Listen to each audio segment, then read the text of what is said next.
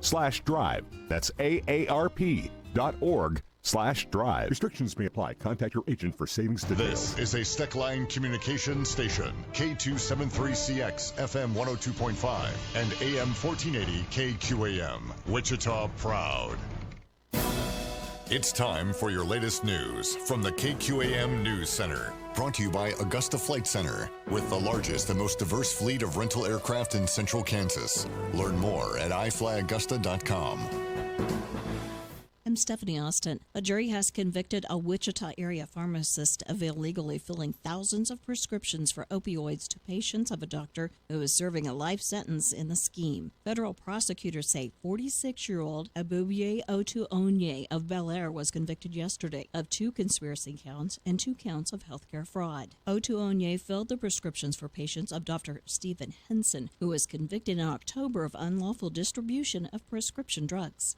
A violent crime rate that is about twice the national average has prompted Wichita law enforcement officials to join a national program that aims to drive down crime. The Wichita Eagle reports the city is among 10 selected this year to participate in the U.S. Department of Justice National Safety Partnership. The 3-year partnership will provide training and technical assistance to the department. It's time now to see what's going on in sports. Here's Doug Downs.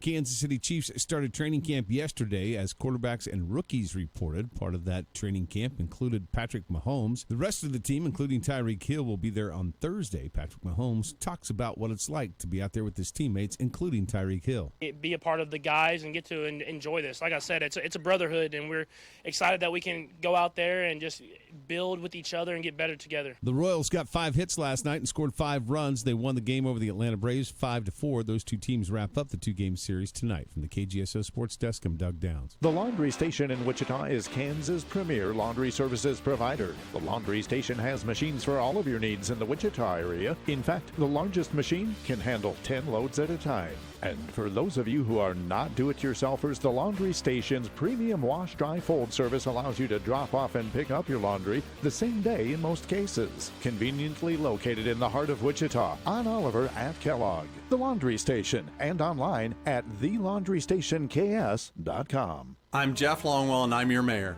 We've worked hard the last 4 years to make Wichita a better place. Increased public safety with 60 more police officers on the street and our new integrated care team for better 911 response. Increased quality of life and development in downtown, along the river corridor, and throughout Wichita. We've accomplished all of this while creating a city budget surplus for 2 years in a row. Let's continue building a better Wichita together. Vote Jeff Longwell for mayor on August 6th. Paid for by Jeff Longwell for Mayor Committee, Mike Kuckelman, Treasurer. Hey, my friend's retail store was the victim of IoT password theft. Yep. Cyber criminals are taking over security cameras, payment systems, and other IoT devices by exploiting vulnerabilities. What if they target us and our dispersed network? We're secured with Barracuda. We have advanced firewalls for our sites, enhanced security for our cloud infrastructure, and total email protection. Such a relief. Protect your business at Barracuda.com. Barracuda, your journey secured. The latest news from the Big Talker, KQAM. Mueller testifies. Former special counsel Robert Mueller is before the House Judiciary Committee right now. True to his word, he's sticking close to what's in the Russia report, refusing to discuss such things as the Trump Tower meeting with a Russian lawyer. What I think is missing here is the fact that this is under investigation elsewhere in the Justice Department. And if I can finish, sir, and consequently it's not within my purview, Department of Justice and FBI should be responsive to questions on this particular issue. Mueller does dispute President Trump's claim that he rejected a bid by Mueller to fill the post of FBI director. Mueller says he spoke with Trump about the FBI job before he was named as special counsel, but, quote, not as a candidate. The president issued a barrage of morning tweets about today's hearings. Before Mueller was even sworn in, Trump was on Twitter 9 times. His son, Donald Jr., also tweeting, mocking Mueller, accusing him of playing favorites. I'm Evan Haining. Market information from Mid-America Ag Network. Corn has been back and forth so far today. Currently back up. September corn up 1 1/4 at 426 3/4. December up 1 1/2 at 433. September Kansas City wheat up 7 1/2 at 439. December is up 7 at 456 1/4. August soybeans up 8 1/4 at 894. September up 8 at 899 1/2. Bean meal and bean oil are up 2. August live cattle up a dime at 109.15. The later months are all green. August feeder cattle up 22 at 142.42. September up 17 at 142.62. Now the back months are mostly lower in feeder cattle. August hogs up 15 at 86.32. October hogs down 67 at 81.12. So we're looking at mixed numbers in the livestock complex. Cotton is up. October cotton up 39 points currently at 63.68. Corn, wheat, soybeans doing nicely right now. Market update from Mid-America Ag Network.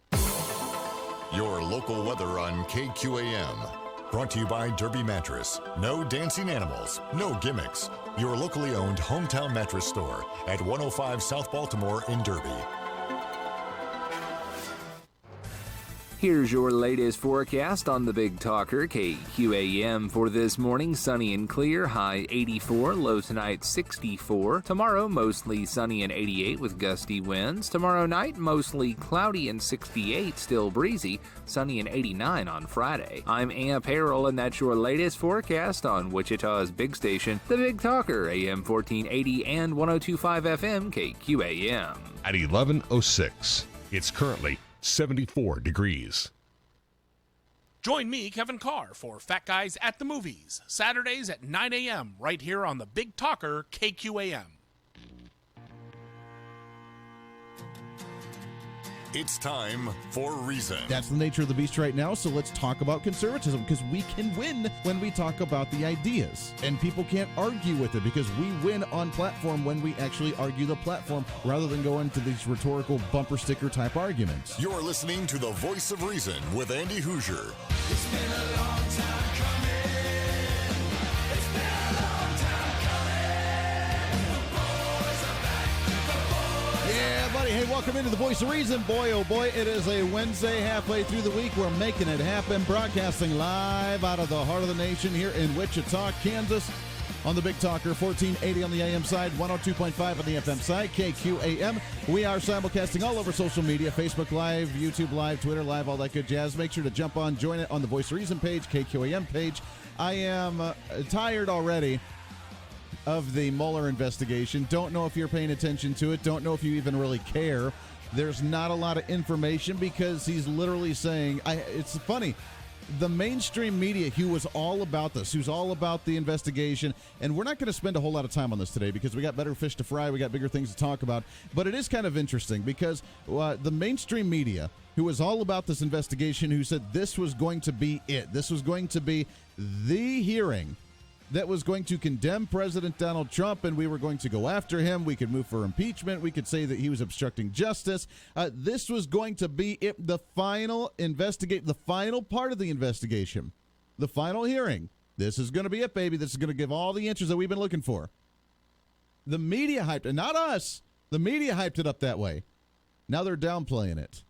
Oh, it's not that big of a thing. Oh, he's not answering any questions. There's actually on NBC News, which hat tip to those guys. It's kind of funny. There is a live tracker on NBCnews.com of how many deflections and the times that Bob Mueller says that he will not answer a question, or he will not delve into it, or he will not give any information on it. And so far, in the, 3.5, 4 hours it's been going on, 121 times where he has deflected or completely declined to answer a question. 121 times. Now imagine if you were under scrutiny for something, and remember, like, you're as a kid and your parents come down on it. Did you break that glass jar?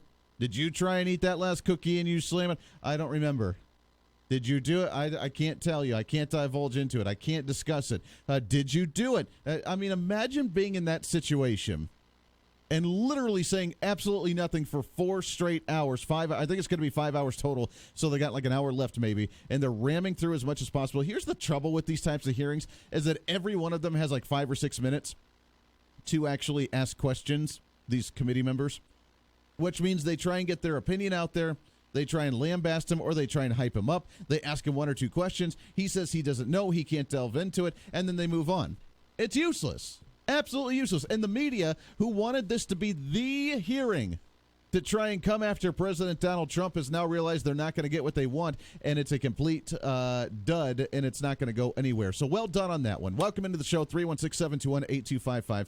316-721, oh, now we're up to 123 times. It's going to be an ongoing tracker throughout the entire show today. Welcome in 316-721-8255. We have a lot to get to. I don't want to focus a whole lot of time on the Mueller investigation. If you have an opinion on it, you're more than welcome to chime in and discuss it. We'll kind of touch on it throughout the show today. I do have a couple of the clips that I find relatively interesting, but outside of that, there's not much really going on with this investigation. Coming up on the show outside of that, though, we do have a lot to get to, as there are new candidates that are jumping into the races here in the state of Kansas. We have the primary update that's going on with the local Wichita and school board and city council races going on August 6th. We have our again mayoral forum coming up on Monday next week, and we'll have some more information here on that one as well. Coming up at 12:30 today, we have Rodney Wren. He is candidate in District Number 2 for City Council. The current incumbent is Becky Tuttle. We have her scheduled for next week, so we'll chat with her next week. So we have both two out of the three candidates scheduled there. Joseph Scapa, he is not returned yet. We've tried to reach out, so I'll continue to try and get him on the show, and then we can get all three candidates for that district. But Becky Tuttle scheduled for next week. Rodney Wren scheduled for 12:30 today. Also at 1 o'clock, it is, of course, the time for the county commission, and Jim Howell will be joining us at 1 o'clock for the county commission meeting to give us an update on that one. So we'll get to all those. Of course, your phone calls are welcome as well. They are officially taking a break with the Mueller investigation, so we'll see how long that goes. We'll maybe jump in live once or twice here when they return, and some of the questioning that will happen. But, you want to hear what you've missed? If you've not been paying attention to this, here's what you've missed. The president committed the crime of obstruction. You could not publicly state that in your report or here today. Can you repeat the question, sir? You're going to have to repeat that for me. Can you repeat the last part of that question? Yeah. Which? Pardon? Can you read the last question? The last question was, I want to make certain I got it accurate. I'm sorry, could you restate? The individual is in fact obligated to provide what's being demanded by the regulation or statute, meaning you don't have any wiggle room, right? I'd have to look more closely at the statute. I just read it to you. And what was the question, sir, if I might? Correct. And where are you reading from on that? I'm reading from my question. Then could you repeat it? Okay. Is that correct on the screen? Can you repeat the question? And now that I have the language on the screen. Is it correct? What was the question? Pardon? Can you read the last question? The last question was, I want to make certain I got it accurate. Attorney number 2 in the Inspector General's report and Strzok both worked on your team, didn't they? Pardon me? Can you ask? They both worked on your team, didn't they? I know. I heard Strzok. Who else were you talking about? Attorney number 2 identified in the Inspector General's report. Okay. And the question was? Volume 2, page 87 and 88 of your report. True? I'm sorry. Could you again repeat the question? Wouldn't that be frustrating right there? Could you repeat the question? I don't know whether it's dementia. I don't know whether it's old age. I don't know whether he doesn't have his hearing aid in, or whether this is just a way to completely kill time. I don't know if you've noticed or not. They try to ask a question. Can you repeat the question? Can you repeat that? Can you repeat that question? Can you verify? And it's either that or, oh, yeah, I'm not going to answer that. I'm not going to get into that. We got zero, zilch, nada out of him, which means Democrats that have been looking for the obstruction of justice thing, good luck trying for that case, because it flops big time. It fails big time, and you're not going to get anything in there in any way, shape, or form. Welcome in. I find it hilarious. I really do. I think it's hysterical, because that's what he wanted to do, was to kill time as much as he possibly could. Now, there was a couple interesting points in the investigation. I guess they are done for today. The first of two Mueller hearings are ending, so they're done for today. They'll do another one, I guess, at another time at some point, maybe get a little more information. But Jim Jordan from Ohio, who was kind of the centralized guy, the go-to for Republicans, that when they didn't have enough things to fill and ask questions for their time, they referred and deferred back to Jim Jordan, and he kind of went off on them. And I found that very interesting, as Jim Jordan probably is one of the most knowledgeable guys of this entire investigation. And look, I know you're sick of it. I know you're tired of it. I know this is completely ridiculous. Most people are like, I don't even know what's going on. I don't know who these people are that they're referring to. I don't know what the heck they're talking about. This has gone on for 2 years, 3 years. We're sick and tired of it. Leave us alone. I get it. Absolutely. As the average you and I, just going about our business, we're sick and tired of hearing about stuff like this. And to sum it all up, I'm going to play a clip. It's about 3 minutes long, but Jim Jordan goes after him. And, of course, Mueller backs off. I can't delve into this. But he shows the hypocrisy in the investigation that's going on and then shows some positive light at the end of it here. This is Jim Jordan. Joseph Mifsud on February 10th, 2017. In that interview, Mr. Mifsud lied. You point this out on page 193, volume 1. Mifsud denied. Mifsud also falsely stated. In addition, Mifsud omitted. 3 times he lied to the FBI, yet you didn't charge him with the crime. Excuse me, did you say one? I'm sorry, did you say 193? Volume 1, 193. He lied 3 times. You pointed out in the report. Why didn't you charge him with the crime? I can't get into internal deliberations with regard who would or would not be. Charge a lot of other people for making false statements. Let's remember this.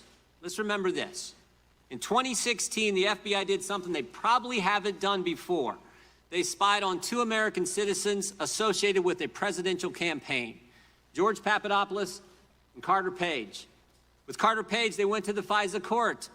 They used the now famous dossier as part of the reason they were able to get the warrant and spy on Carter Page for a better part of a year.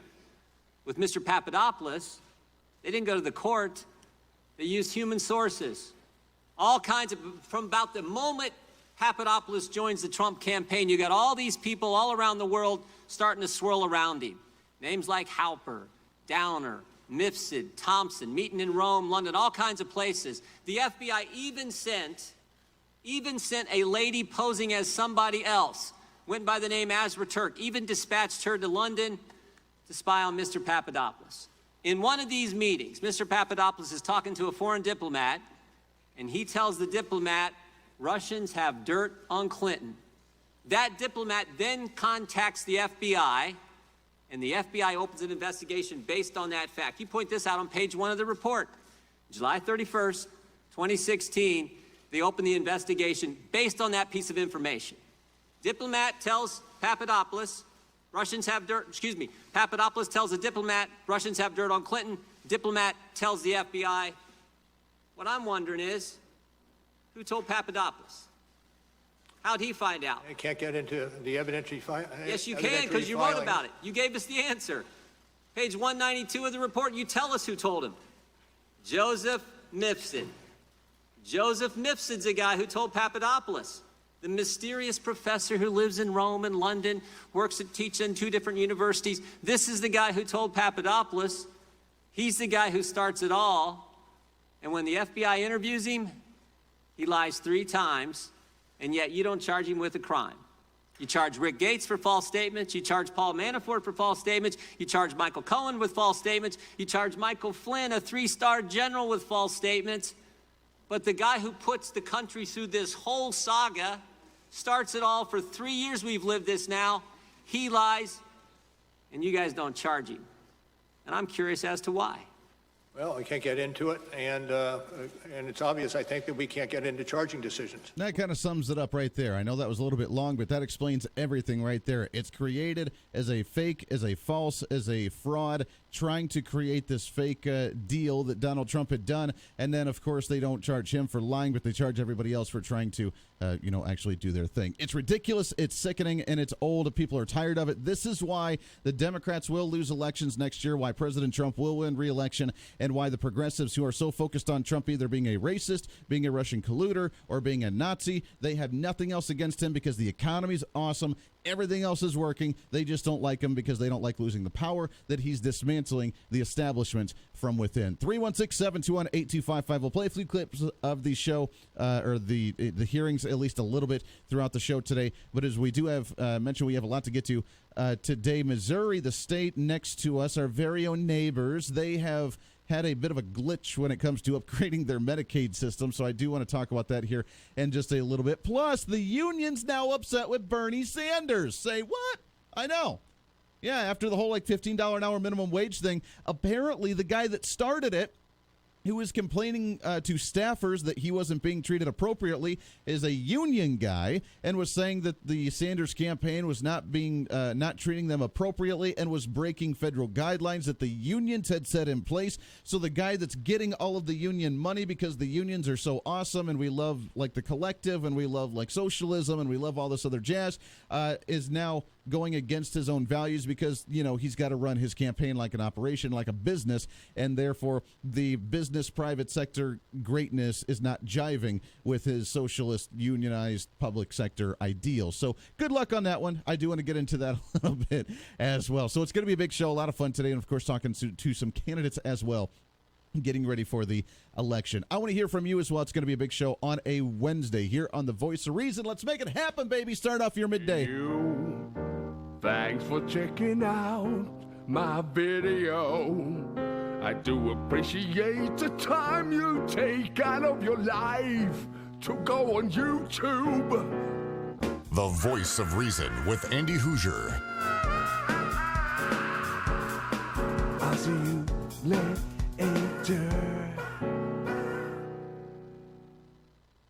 Now's a really bad time to buy a new iPhone. 3 new models are coming out in September. That'll be called the iPhone 11 series. Kim Commando with your Wednesday Consumer Tech Update, brought to you by ExpressVPN. Before you travel this summer, protect your device. Get the same protection I have at expressvpn.com/Kim. It's not that hard to time your tech purchases so you don't end up with brown bananas. Buy your TVs around Black Friday and before the Super Bowl. Laptops are on sale now because it's back to school, and new iPhones come out in the fall. The new phones will have a better processor, the A13, and rumors are that at least one of them will have 3 cameras on the back, including a wide-angle lens. What we don't know for sure is whether the new phones will work with 5G. But since Samsung already has their 5G phone out, it's a pretty safe bet that the newer, higher-end iPhone will work with 5G too. Apple always seems to trail Samsung in the innovation department. I'm Kim Commando. Summer's here, and it's time to fire up the barbecue. Just this past weekend, we cooked up some delicious flat iron steaks and wild-caught sockeye salmon from Butcher Box.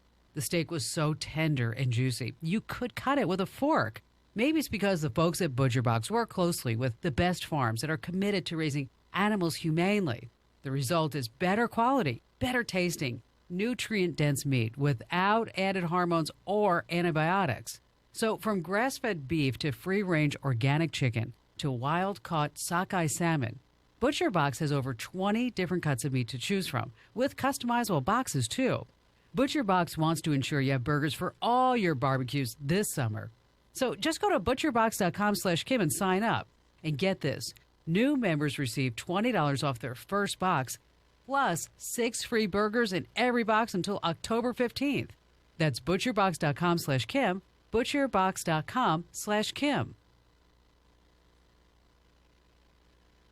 Election season is here, and now's your opportunity to listen to each one of the mayor candidates for the city of Wichita. Hi, it's Andy Hoosier. Join myself along with Jim Price as we host your Wichita Mayoral Candidate Forum on Monday, July 29th from 7 to 9 p.m. at the Mary Jane Teal Theater at Century 2. Listen to all the mayoral candidates talk about their platforms, topical issues for the city, and get you set for the primary election on Tuesday, August 6th. It's the Wichita Mayoral Candidate Forum, and it's only right here with the Big Talker, 1480 AM and 102.5 FM. KQAM. Hi again, everybody. Tony White, Augusta Flight Center. Want to talk about our flight training packages. Private pilot packages starting at just $5,900. Now that'll get you 47 and a half hours in the aircraft, 2.5 hours on our flight training device, 45 hours of instruction, also a free headset and a free home study kit. For more information on this and other flight training options, visit our website at iflyaugusta.com, our Facebook page, or you can call us at 316-733-4080. Hello, my name is Mark Gietzen, and I'm running for mayor of Wichita. I am a Marine Corps veteran, the owner of Gietzen Aerial Services, the president of the Kansas Republican Assembly, the chairman of the Kansas Coalition for Life, and a strong supporter of the Second Amendment. I love Wichita, and I want to see Wichita prosper and grow. The best way to assure a thriving community is to attract growing businesses, which in turn provide good jobs. The best way to attract and keep great businesses is to limit or reduce the tax burden on them, particularly the city portion of property taxes. I will never raise your taxes. Wichita is a beautiful city, but little things like bad sidewalks, so common in the poor neighborhoods of Wichita, could easily be fixed for a small amount of money and would add dramatically to the overall positive image of our city. Please vote Mark Gietzen for mayor on August 6th. Smart Talk Radio. Expand your mind and your smile with the Big Talker, KQAM.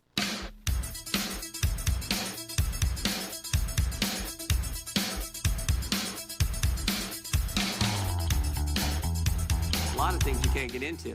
What's interesting, you can charge 13 Russians no one's ever heard of, no one's ever seen, no one's ever going to hear of them, no one's ever going to see them. You can charge them. You can charge all kinds of people who are around the president with false statements. But the guy who launches the guy who puts this whole story in motion, you can't charge him. I think that's amazing. I'm not certain I agree with your characterization. I love it. Those are the three terms that he used. I don't know. Can you repeat the question? I can't get into it. And then when you do disagree, I don't know that I can agree with your characterization. All right, then what do you agree with? Well, I can't get into it. All right. So you're wrong. Well, I can't agree with your characterization. Good golly. Good golly. What a bust. What a waste of time, man. 5 hours. If people literally sat and watched that for 5 hours, they would be sleeping and drooling right now. They'd be like one of those guys where you're on the couch and you got the Cheetos all over and you're covered with the crumbs and drool hanging out. You're like, because that's how exciting that actually was. The president was falsely accused of conspiracy. The FBI does a 10-month investigation, and James Comey, when we deposed him a year ago, told us at that point they had nothing. You do a 22-month investigation. At the end of that 22 months, you find no conspiracy. And what's the Democrats want to do? They want to keep investigating. They want to keep going. Maybe a better course of action is to figure out how the false accusation started. Maybe it's to go back and actually figure out why Joseph Nipsey was lying to the FBI. And here's the good news. That's exactly what Bill Barr's doing. And thank goodness for that. That's exactly what the Attorney General and John Durham are doing. They're going to find out why we went through this three-year saga and get to the bottom of it. There it is. That was Jim Jordan interviewing Mueller during the investigation. Day one is over. I don't know when they're going to do day two, nor do we really care, because if we get as much out of it as we did today, then you're going to not get a whole lot out of it in any way, shape, or form. So there you go. By the way, want to remind you, got a few minutes at the bottom of the hour. Want to remind you, we are just a few days away. And now's your opportunity to do this. The Wichita Mayoral Candidate Forum, KQAM is going to be hosting it. There was one last night. There was one a week ago. And now this is going to be the last forum for you, an opportunity to go and listen to what the candidates have to say for the mayor's race here in the Wichita area. It's on Monday, the 29th, from 7 to 9 p.m. at the Mary Jane Teal Theater at Century 2. And it's the last big push. I believe it's the last one before the August 6th primary election. I'll be emceeing the event. Jim Price will be moderating the event, and we'll be out there. We'll be broadcasting it here on KQAM. We'll be doing a live stream of it as well, so that way you have plenty of opportunity to check it out. It's going to be awesome. Make sure if you want to email questions, you can do so now because you're running out of time. Andy at KQAMradio.com. Again, Andy at KQAMradio.com. Email me some questions. We'll get it all ready to go. But again, Mary Jane Teal Theater at Century 2. It's the Wichita Mayoral Candidate Forum with KQAM and you. Nobody else, just you and I, baby. Chit in the chat, doing the thing, making it happen, which is what we like to do here on the show. All right, 316-721-8255. When we come back, I want to shift gears a little bit. Kansas has yet, as you know, to expand Medicaid, thank goodness. And the progressives on the other end of the aisle have been pushing to do so hard. They've announced, along with Governor Laura Kelly, announcing that they're working on a special plan and a special bill, so by the beginning of the session in 2020, they can push hard to expand Medicaid, and that's going to be their agenda the entire time. There's no other objectives like, balancing a budget or cutting taxes or cutting spending, nothing like that. It's really about the expansion of Medicaid. The question is, how well is it working for other states? Missouri has been working to try and modify their program a little bit, make it a little bit more streamlined and efficient, and they ended up having a big blip of data lost, which is very scary. And the question is why. And now there's investigations going on about why and what they do to get it back. And the question is, do you really trust the government to hold that type of information? Now, this could potentially happen to everybody, and I will give them that. But we'll get into it on after the bottom of the hour and figure out why they're fighting what they're fighting, and other states that have expanded it. I mean, Ohio, 30% of the population in Ohio is on Medicaid. Many states have done this and expanded it. Now they're not getting the reimbursements that they need, and that that actually it costs them to actually, survive. You would think that'd be a bad thing.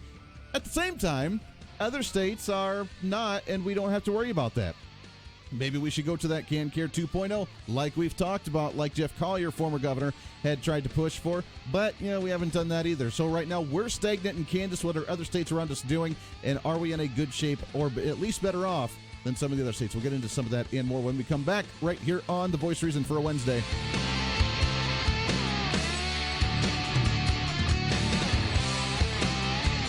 Now, back to the KQAM News Desk. Special report. Mueller testifies. Former special counsel Robert Mueller's appearance before the House Judiciary Committee has wrapped up. Over and over, Democrats reinforced the point that the Russia report did not exonerate President Trump of possible obstruction of justice, while Republicans underlined the fact that the president was not charged with obstruction. Republican Congressman Ken Buck. Was there sufficient evidence to convict President Trump or anyone else with obstruction of justice? We did not make that calculation. How could you not have made the calculation with the regulation? The OLC opinion, Office of Legal Counsel, indicates that we cannot indict a sitting president. So one of the tools that a prosecutor would use is not there. Mueller tried never to stray from the words used in writing the Russia report and strongly defended his team.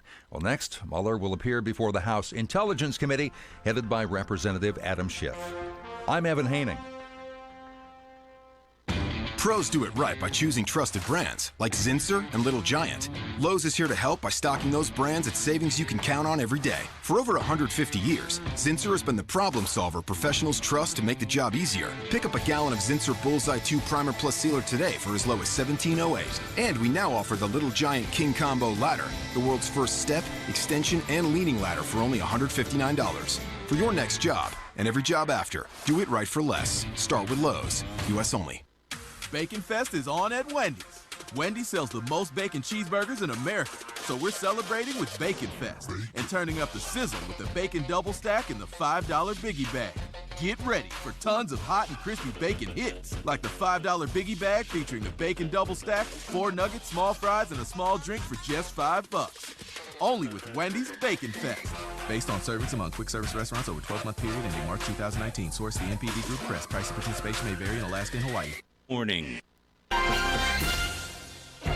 Mid-America Network News. Since the Kansas Bureau of Investigation started an investigation into sexual misconduct by members of the clergy in February, investigators have launched 74 investigations across 33 Kansas counties, already in response to the 119 reports of past sexual abuse. Earlier this year, special agents were assigned to look into suspected abuse in the state.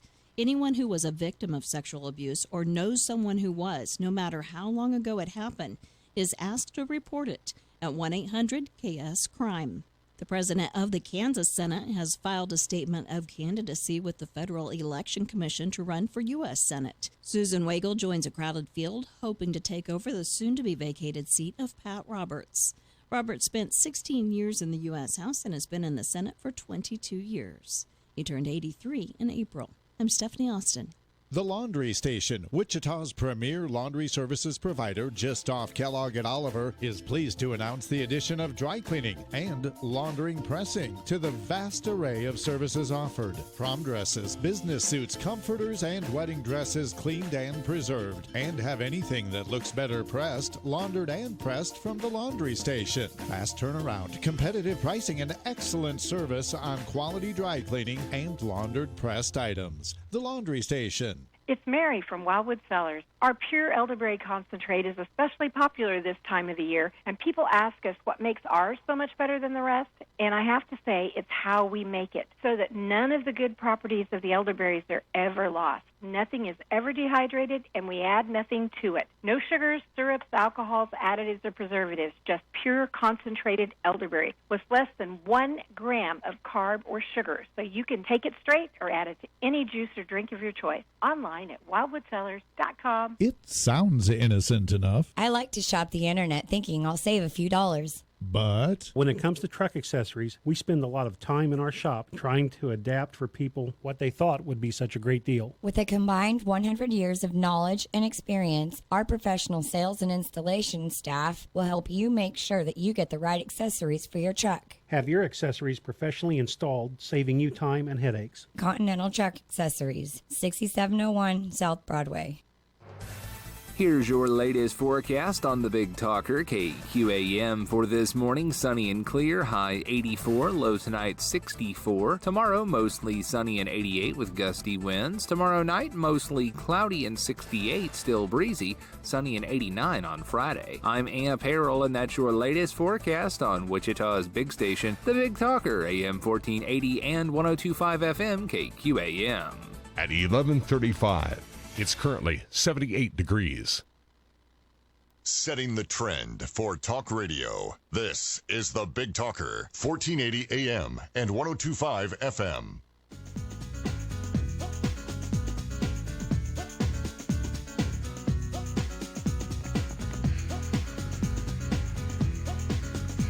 When taxes go up, so do our tempers. Oh my God, no! Fighting for Kansans every day. This is the Voice of Reason with Andy Hoosier. This is the Voice of Reason. I'm Andy Hoosier. Great to have you for the ride today on a Wednesday, the post Monday, the pre Friday. You see the light at the end of the tunnel. Let's make it happen today in the middle of the day for the middle of the week. Yeah! Welcome in. 316-721-8255. 316-721-TALK. I want to get away from the Mueller thing for just a second because, we've talked about it as much as we possibly could. There's not a whole lot else that went on. Hey, do me a favor, by the way, as well. Jump onto Facebook Live. Go to Facebook.com. Find KQAM Radio. Go on to Facebook.com. Find the Voice of Reason page as well. Say hi, like it, share it onto your own page. We're still fighting that, algorithm stuff. So the more people that share it or at least comment to generate some activity on there means that more people will actually be able to see it pop up on their streams and on their feeds. That's great. Also on YouTube. Go to YouTube.com. Find KQAM Radio, and then you can subscribe, watch us live, say hi as well. We got some people jumping on there as well, and we appreciate it. Thank you so much for doing so. Let's get into, an election update. Yeah, how about that? Or let's get into a Kansas update. Today in Kansas. All right, I'm ready. There we are. So the latest Kansas election update, we have Senate President Susan Wagle that is apparently set to announce her official run for the U.S. Senate seat here in Kansas later today. We have her scheduled to join the program tomorrow at 1 p.m., so we'll look forward to chatting with her tomorrow after the announcement. But according to the media, that today is the day she is officially announcing her run for the Senate. Now, I find this very interesting, and I'm curious as to what kind of platform she'll be running on. Now, we talked with her, about a month or two ago, and we asked her about the platform, and she had talked about, bringing conservative values and trying to uphold what's been going on and trying to fight. And I tell you what, she's been a heck of a fighter when she, as being the Senate president in our state legislature. She's been a heck of a fighter. She's been fighting Governor Laura Kelly on a lot of issues. She's been standing for what's right. Now, she's had some criticism from both sides of the aisle on what her platform has been throughout her tenure as a state senator and as Senate president of our state legislature. But at the same time, she's set to announce there, so we'll see what she stands on and what she wants to do as a U.S. senator now going into the race. And as you know, this is a hotly contested race, and it should be a lot of fun to watch as we get closer to that election. On the other side, there is a new guy, and I'm assuming, I don't have a whole lot of information on this one yet, but there's a tease that is weighing a Senate bid. I'm assuming she's a Democrat. I'm assuming, I don't know, I could be wrong on that, but she's from Manhattan, and her name is Usha Reddy, as an Indian woman, like from India, not Native American, but India. And she has announced that she is weighing her potential run for the Senate. Here's the thing. I don't know anything about the platform other than, according to the news source, she has announced and confirmed that her father had raped her. Now, I don't know what that has to do with a Senate run.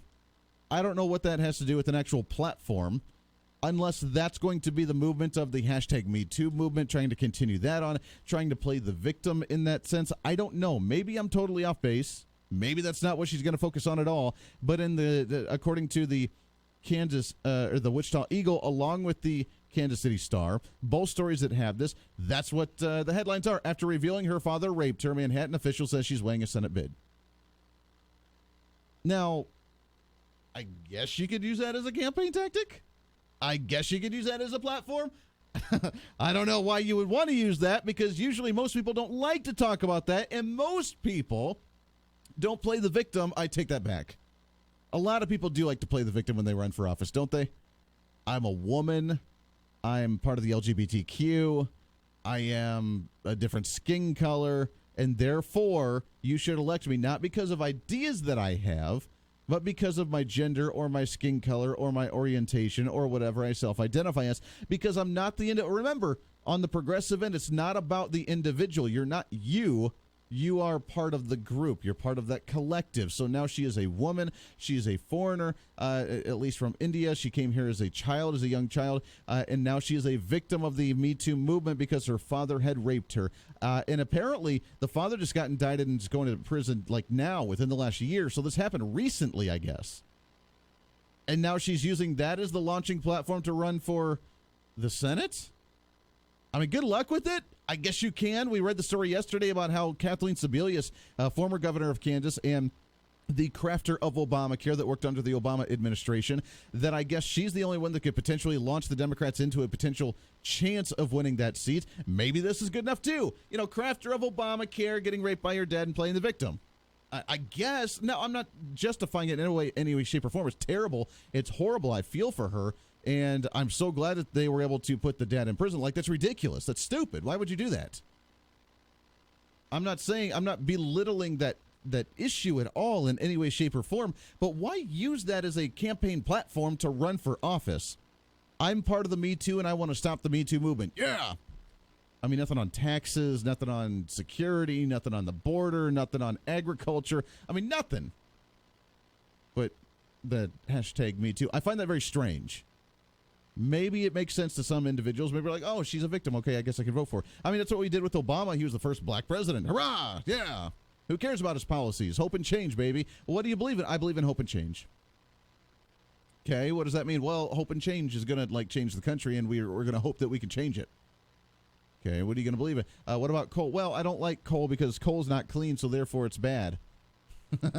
Okay. What do you believe in? Well, I do believe that we should make the rich pay higher taxes. So I guess there were a few quote-unquote platforms, but not a whole lot of the platforms. So the hope and change, the very generic type of mentality, is a very good thing for campaigns at times. But saying I'm going to stop the hashtag Me Too movement, or I'm going to continue it on by fighting the assault and rape and that sort of thing, that's a very minute section of people that actually make that the 100% focal point. Obviously, we should stop it. But is that enough to run for an actual political seat? I don't know. But now she's part of the collective, part of the Me Too. I don't know anything about her individually. I don't know if she's a good person. I don't know what she believes in with her tax rates. I don't know what she does for a business. She is a Manhattan official, so she has some form of public service. But outside of that, I don't know.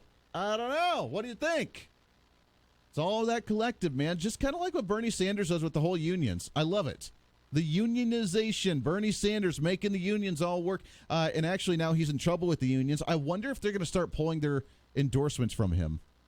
I'm very curious, because right now you have a union worker that was working on his staff as the campaign saying, wait a second, you're not paying me the $15 an hour as what you say should be the minimum wage. You're not treating me as well as I should. I am a member of a union, and you're breaking union codes.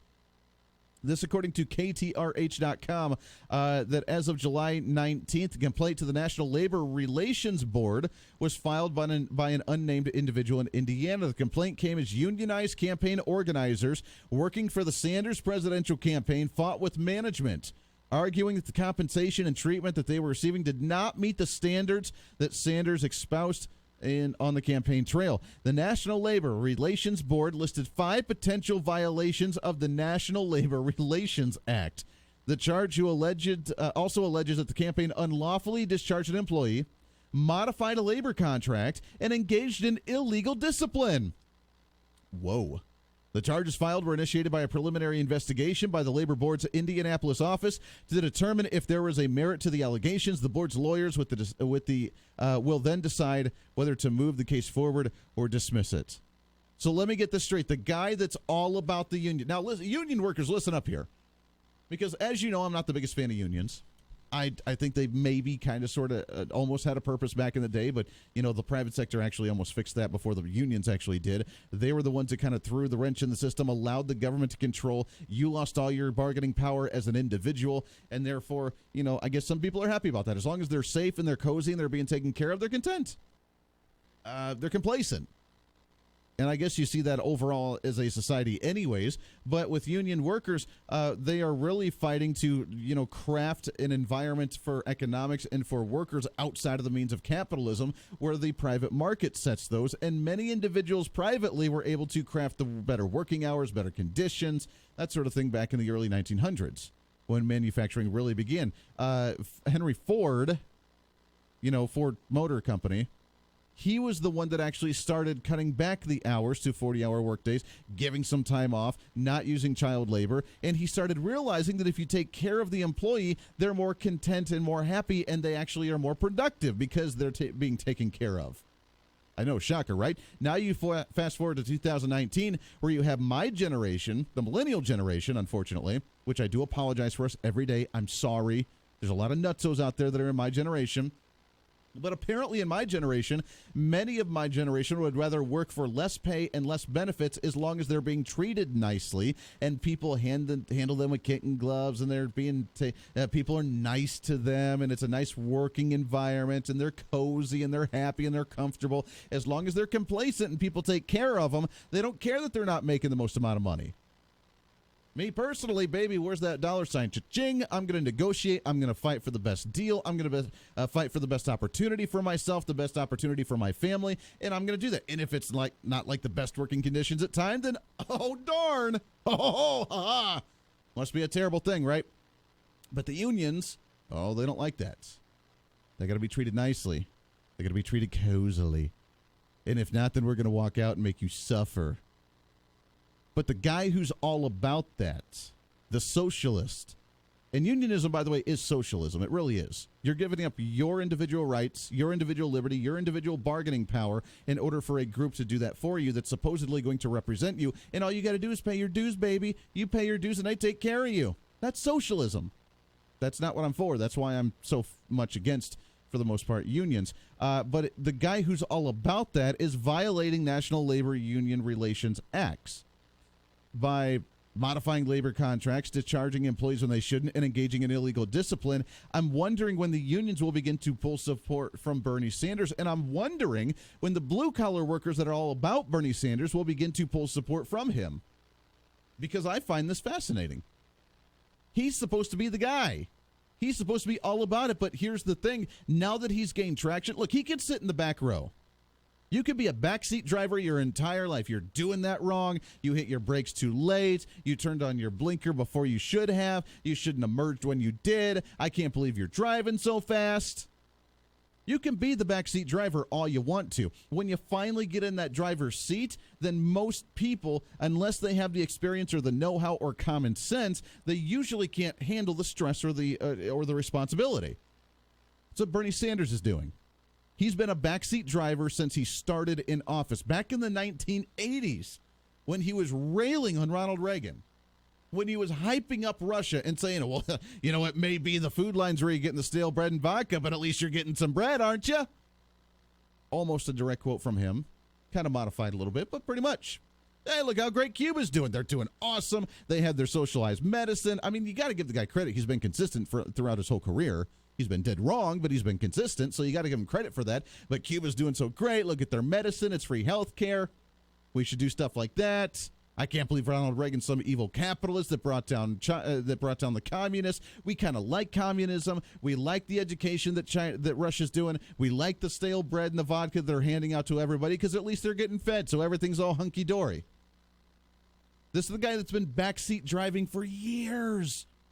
And now all of a sudden in his late 80s, however old he is, he's all of a sudden getting into the driver's seat after yelling and complaining and harping for years and years and years. Now people are actually paying attention to him. His ideology, his philosophy is actually starting to flourish by people wanting to follow him. And now that he's in that position and he can actually control the driver's seat by running a presidential campaign, he's flopping. He's realizing, wait a second, I have to run a business here. I have to get as many helpers as I possibly can with the little money I'm bringing in. I got to make it a national thing. I got to do the best I can. I'm going to cut your hours. I'm going to give you low wages because I need your help here.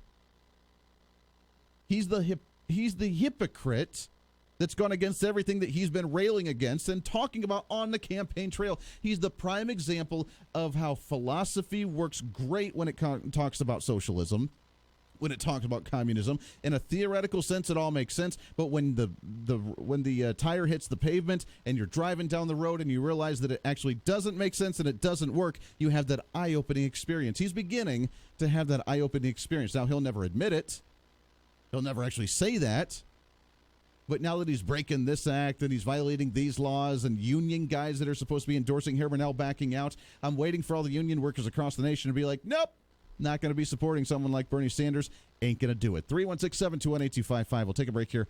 Wrap up hour number one. I want to sneak in as much as we can on the show today, but think about this as the mentality of Medicaid expansion. Think about it with higher taxes. Think about it with social programs, that when they say theoretically, oh, we're going to take care of people, let's see where the tire hits the pavement, and let's see where it actually comes down and see if it's actually making sense and if it's actually being used and if it's actually efficient enough for us to use, or if it's just a big failed system that they're trying to blame on the capitalist system.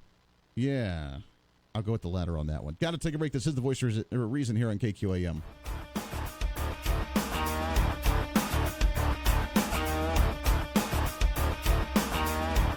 This is the Voice of Reason with Andy Hoosier. Market information, Mid-America Ag Network. Corn has been back and forth, both sides unchanged today a number of times. Currently, September corn is down 1/4 cent at $4.25 1/4. December corn is unchanged at $4.31 1/2. March 2020 corn is up 1/4 cent at $4.40 1/2. So some volatility with corn today and some undecisiveness, I guess would be a better way of putting it. September Kansas City wheat is up 6 1/4 at $4.37 3/4. December is up 6 1/2 at $4.55 3/4. Soybeans have been on a rally. August beans up 5 3/4 at $8.91 1/2. September beans up 5 1/4 at $8.96 3/4. Soybean meal is up. August up 30 cents at $3.0670. September up 50 at $3.0830. August bean oil 28 points higher at $28.29. September up 28 points at $28.41. So a good look across the soy complex. And Kansas City wheat is doing nicely. Corn is still having trouble deciding where it wants to go today. August live cattle down 15 at 108.90. October down 17 at 109.70. Much like corn, fat cattle have had some trouble deciding which way to go today. Feeder cattle are mixed. The early months are up. The back months are down. August feeders up 25 at 142.45. September up a nickel at 142.50. Then we get around to some of the back months, and we are seeing some pressure there. Hogs are mixed as well. August hogs up 37 at 86.55. October hogs down to 52 at 81.27. The back months, though, are back in the green. So mixed numbers in the livestock complex. Cotton is on the upside. October cotton up 39 points at 63.68. December cotton is up 46 at 64.19. So a good look so far today for cotton. And gold is up. August gold is up an even dollar, currently at $14.2270. Market information from Mid-America Ag Network. Are you looking to conserve water and have a beautiful lawn? This summer, convert your lawn to a warm season turf grass such as barefoot buffalo grass or Monaco Bermuda grass. Once established, these drought-tolerant grasses provide a low-maintenance lawn and will save you time and money. Contact Starseed today to learn more about our 2019 lawn and turf varieties. Call 800-782-7311 or visit our website at gostarseed.com. Swing into summer at Wichita Public Golf Courses. It's the best value in town. Find a course for all skill levels, located conveniently throughout the city. Come meet our friendly staff and take advantage of the great deals. You can purchase a season pass to play all city courses at a reduced price. We have passes for singles, couples, and a junior pass. Don't forget, you can host your tournaments with us too. Ready to hit the greens? Just use the Golf Wichita app to schedule your tee time or visit golfwichita.com. Breaking news and special reports, all right here on the Big Talker, 1480 AM and 102.5 FM, KQAM. All right, welcome back in. 4 minutes to the top of the hour as we wrap up hour number one. So breaking news happening right now as Susan Wagle, Senate President for the state of Kansas, has officially released her video announcing her run for the U.S. Senate. Let's see what that has to say. There's a lot of ways Kansans describe Susan Wagle. A dedicated wife and mother, a trusted conservative, a successful small business owner, and a government reformer. But maybe the best way to describe Susan Wagle is relentless fighter. I've never been one to sit on the sidelines. When I see an injustice, someone being taken advantage of, or a flawed idea that I know is going to hurt Kansas families, you better believe I'm going to stand up and fight with everything I have. And boy, has she. The first woman to ever serve as head of the Kansas State Senate, Susan has made a real impact, like fighting tirelessly to protect every unborn child. Not only has she passed 15 critical pro-life bills, when liberal New York politicians passed an unconscionable late-term abortion law, Susan Wagle didn't let state lines get in the way of making Kansans' disapproval being heard loud and clear all across America. My faith and science tell me that life begins at conception. And whether right here in Kansas or anywhere else, I will always stand up for those who can't stand up for themselves, because every beating heart is a child of God. Susan has also joined President Trump in leading the fight to drain the swamp and end politician corruption and taxpayer abuse that has gone on for far too long. I was appalled at how government contracts were being handed out without any oversight or transparency. That's just plain wrong. So I put an end to it. But Susan Wagle didn't stop there. She also launched a public investigation into how taxpayer money was being misused on excessive salaries, travel, and entertainment. And when it comes to protecting our constitutional rights, our Kansas jobs, and the Kansas agriculture community we depend dearly on, no one is fighting harder than Susan Wagle. Just ask our ranchers and farmers after Susan successfully took on the EPA and their job-killing policies. Just ask the NRA, who awarded Susan an A rating for her staunch Second Amendment support and for helping to pass constitutional carry in Kansas. And Susan didn't just join President Trump in fighting for his critical tax cuts for families. She led the fight in Kansas for lower property taxes and lower business taxes. President Trump is proving that conservative principles like lower taxes, less regulation, and smarter spending is working for hard-working families. And I'm fighting every day to make sure he has an ally for the Trump agenda right here in Kansas. But maybe the most difficult and challenging fight of Susan Wagle's life was the fight she had beating cancer. My family, like many other families, has had our share of healthcare battles. Our battles have instilled in me a strong commitment to provide a healthcare system for all Americans, a system that ensures every family high-quality care, coverage for pre-existing illnesses, and the affordability they deserve. But socialized medicine, which leads to long waits, poor care, lack of choice, and healthcare rationing, is never the answer. With so much on the line for Kansas and America, Susan Wagle is now ready for a new fight, a fight to take on the radical left in Washington and give President Trump the conservative reinforcements he needs.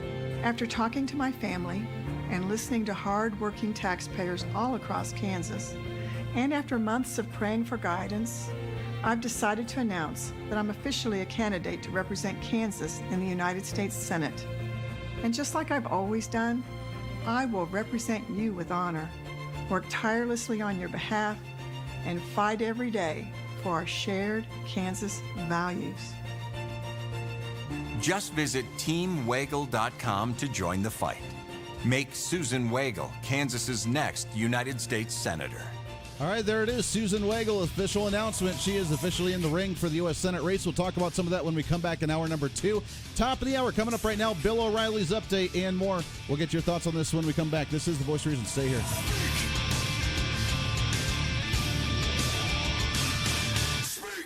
Mr. Davis, is bourbon really just a cool weather drink? We at Davis Liquor know that bourbon is popular year-round. And right now at Davis Liquor Outlet, Maker's Mark 1.75 liters are just $46.99 and 750 mLs $25.99. Davis Liquor Outlet, each store independently owned and operated, excludes 31st and Meridian.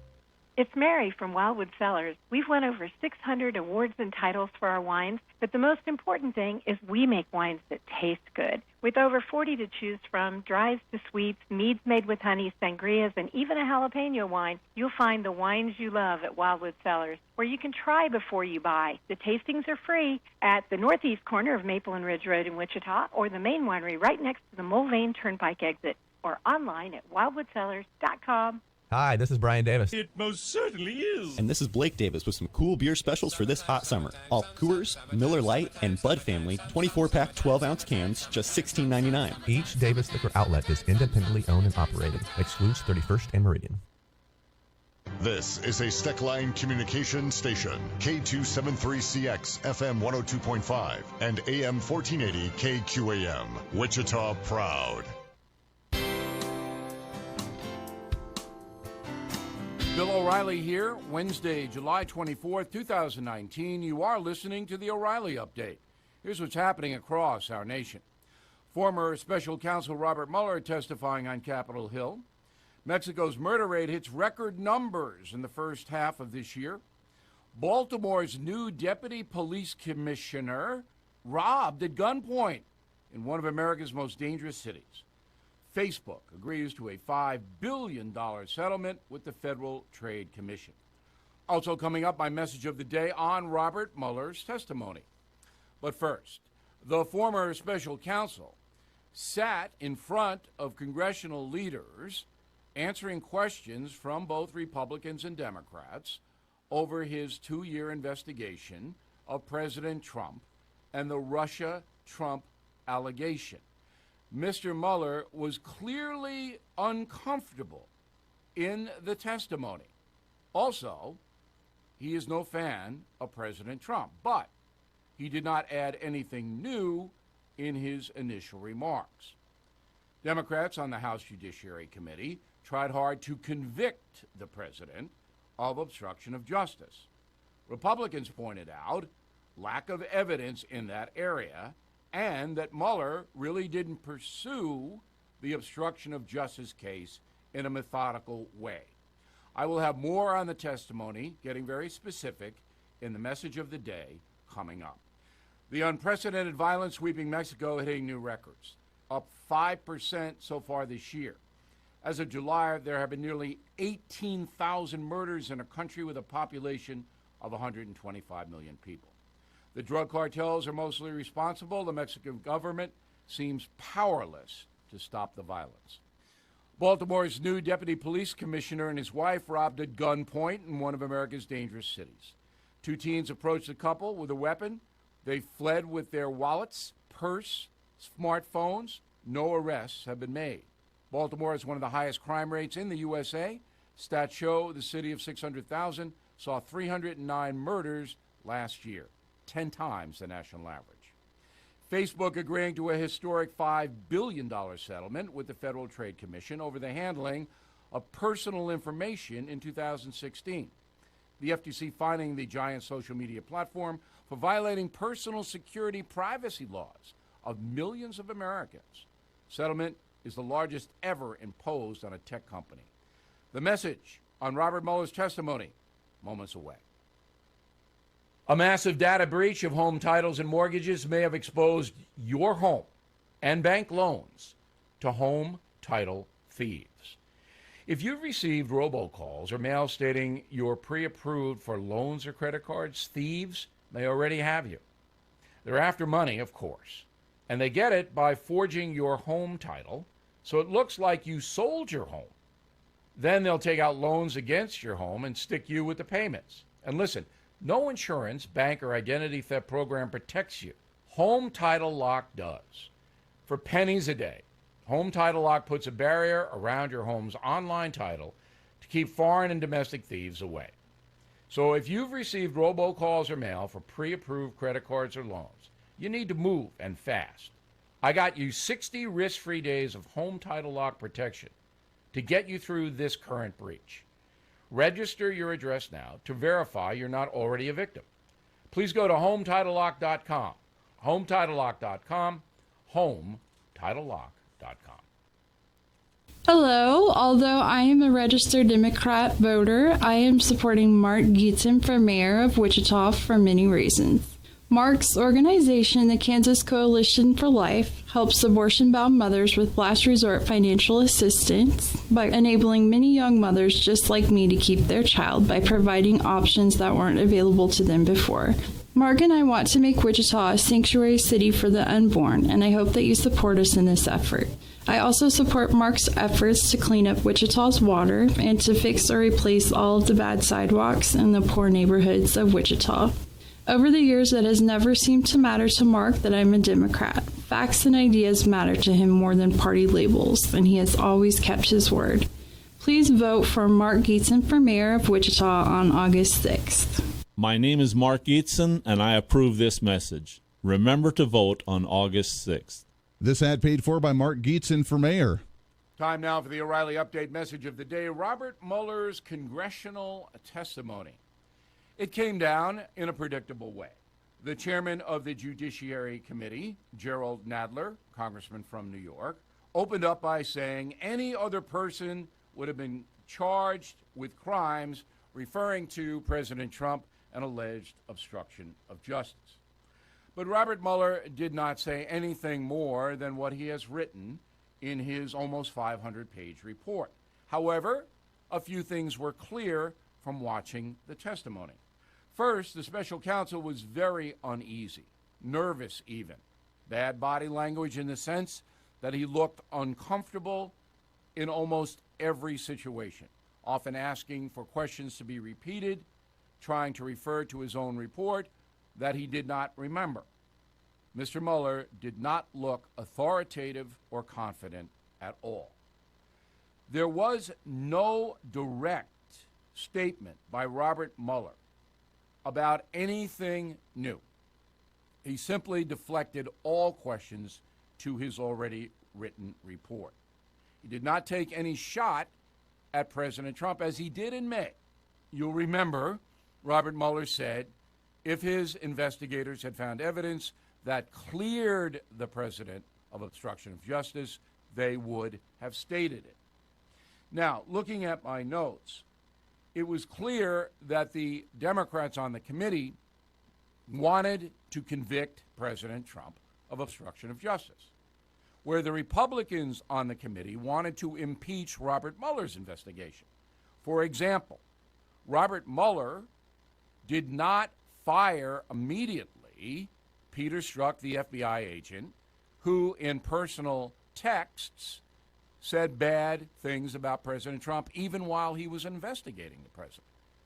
Mr. Mueller did not look strong under that kind of withering testimony. Also, there was no explanation as to why Robert Mueller violated Justice Department guidelines. Remember, Mueller works for the Attorney General. He violated Justice Department guidelines by saying that his investigators could not clear President Trump. That's not what prosecutors do. If you don't have enough evidence, then you don't say anything. There was a lot of back and forth about President Trump ordering Robert Mueller himself to be fired. However, that order was never carried out, so it really wasn't in order. The president has the constitutional authority to fire any special counsel. Surely there were conversations about doing that, because that's a testimony of the White House counsel McGahn. He told Mueller, yeah, I was ordered, but then he rescinded the order, or he didn't rescind it, but it was never carried out. And believe me, if Donald Trump wanted an order carried out, it would have been carried out. The White House counsel does not have the power to stop that. Only Congress does. So in the end, I think Americans have had enough of the Russian collusion, obstruction of justice situation. Nothing will come of today's testimony from Robert Mueller. Nothing. For more fact-based analysis, please go to BillO'Reilly.com. I think you'll like it. In a moment, something you might not know. The housing market on fire all over the country with interest rates falling. It's a great time to sell your home. If you want to sell or buy, the competition is going to be fierce. You need a great real estate agent to help you. That's why my friend Glenn Beck started the service realestateagentsitrust.com as a way to make sure you get connected with agents who are successful, ambitious, like-minded, and eager to help you with your biggest investment. These are agents with a long track record of performance. There are no part-time or inexperienced agents in Beck's network. These are all professionals who have the tools and the talent to successfully take you through the process. Market value for your home cannot be done by a computer program or an equation. It takes years of expertise to evaluate your market and to price your home to sell quickly for top dollar. These agents are experts in your town, and they do business like you with your values. So get moving today with realestateagentsitrust.com. That's realestateagentsitrust.com. This moment of peacefulness is brought to you by Rusty Eck Ford.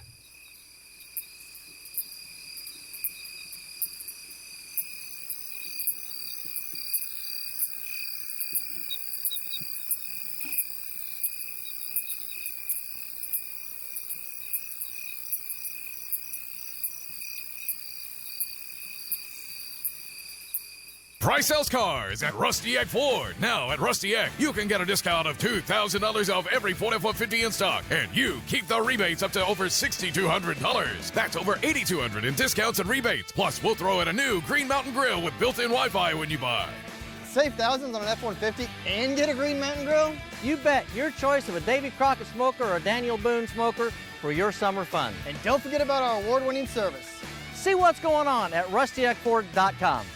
All rebates to dealer cannot be combined, plus tax and fees. Discounts from MSRP. Offer expires 7/30/19. Now the O'Reilly Update brings you something you might not know.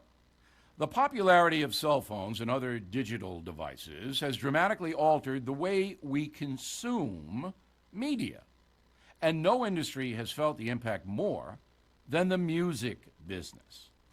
According to the Recording Industry Association of America, revenue from the sale of music has been declining over the past 20 years, peaking in 1999 when the music industry raked in $14.5 billion. But in 2018, music generated less than $10 billion in revenue. These days, the idea of actually owning a CD, record player, or tape deck seems as antiquated as owning a VCR. Still, the album holds a mythical place in music history. Here are the 10 best-selling albums of all time in the USA. Number 10, with 21 million copies sold, Hootie and the Blowfish, 1994, Cracked Rear View. Number 9, the only country artist on our list, Garth Brooks, with his 1998 Double Live album. Garth is followed by Australia's AC/DC, whose 1980 album, Back in Black, sold 22 million copies. Number 7, a favorite for the counterculture folks, Pink Floyd's The Wall. The 6th spot belongs to another English band, Led Zeppelin, whose untitled 4th album, commonly referred to as Led Zeppelin 4, has moved 23 million units. Number 5 goes to a man who's selling out Madison Square Garden every month, Billy Joel. His greatest hits, Volume 1 and 2, has sold 23 million discs. The Fab Four fittingly take the number 4 spot on the list. The Beatles' 1968 White Album sold more than 24 million copies over 5 decades. Second on the list goes to Michael Jackson's Thriller, 33 million albums sold. Now, you may have noticed I skipped number 3. That's because the group behind the best-selling album of all time, Eagles, appears twice on the list. Their 1976 album, Hotel California, sits at number 3, while their greatest hits takes the top spot. 38 million copies sold, a record unlikely ever to be beaten. We'll be right back. If a new home is on your mind, now's the time to make your move. Mortgage rates are incredibly low, meaning you can afford a larger home, an investment home, even a smaller home if you want to downsize before retirement. Just be sure you choose the right lender. And I know the people that can help you. American Financing. They're a family-owned national mortgage banker that has an A-plus rating with the Better Business Bureau. You know what else? They employ salary-based mortgage consultants. And there's no commission involved, no pressure. Instead, the agents do what's best for you, helping listeners just like you for more than 20 years. No pressure, no obligation. They can customize any loan in the industry and never charge upfront fees, unlike some lenders who charge $500 to qualify. So make the 10-minute call today. Rates will not stay this low forever, you know that. 888-462-9557. 888-462-9557. Or online at AmericanFinancing.net. American Financing, NMLS, 182334, NMLS, ConsumerAccess.org. Thank you for listening to the O'Reilly Update. I am Bill O'Reilly. No spin, just facts, and always looking out for you.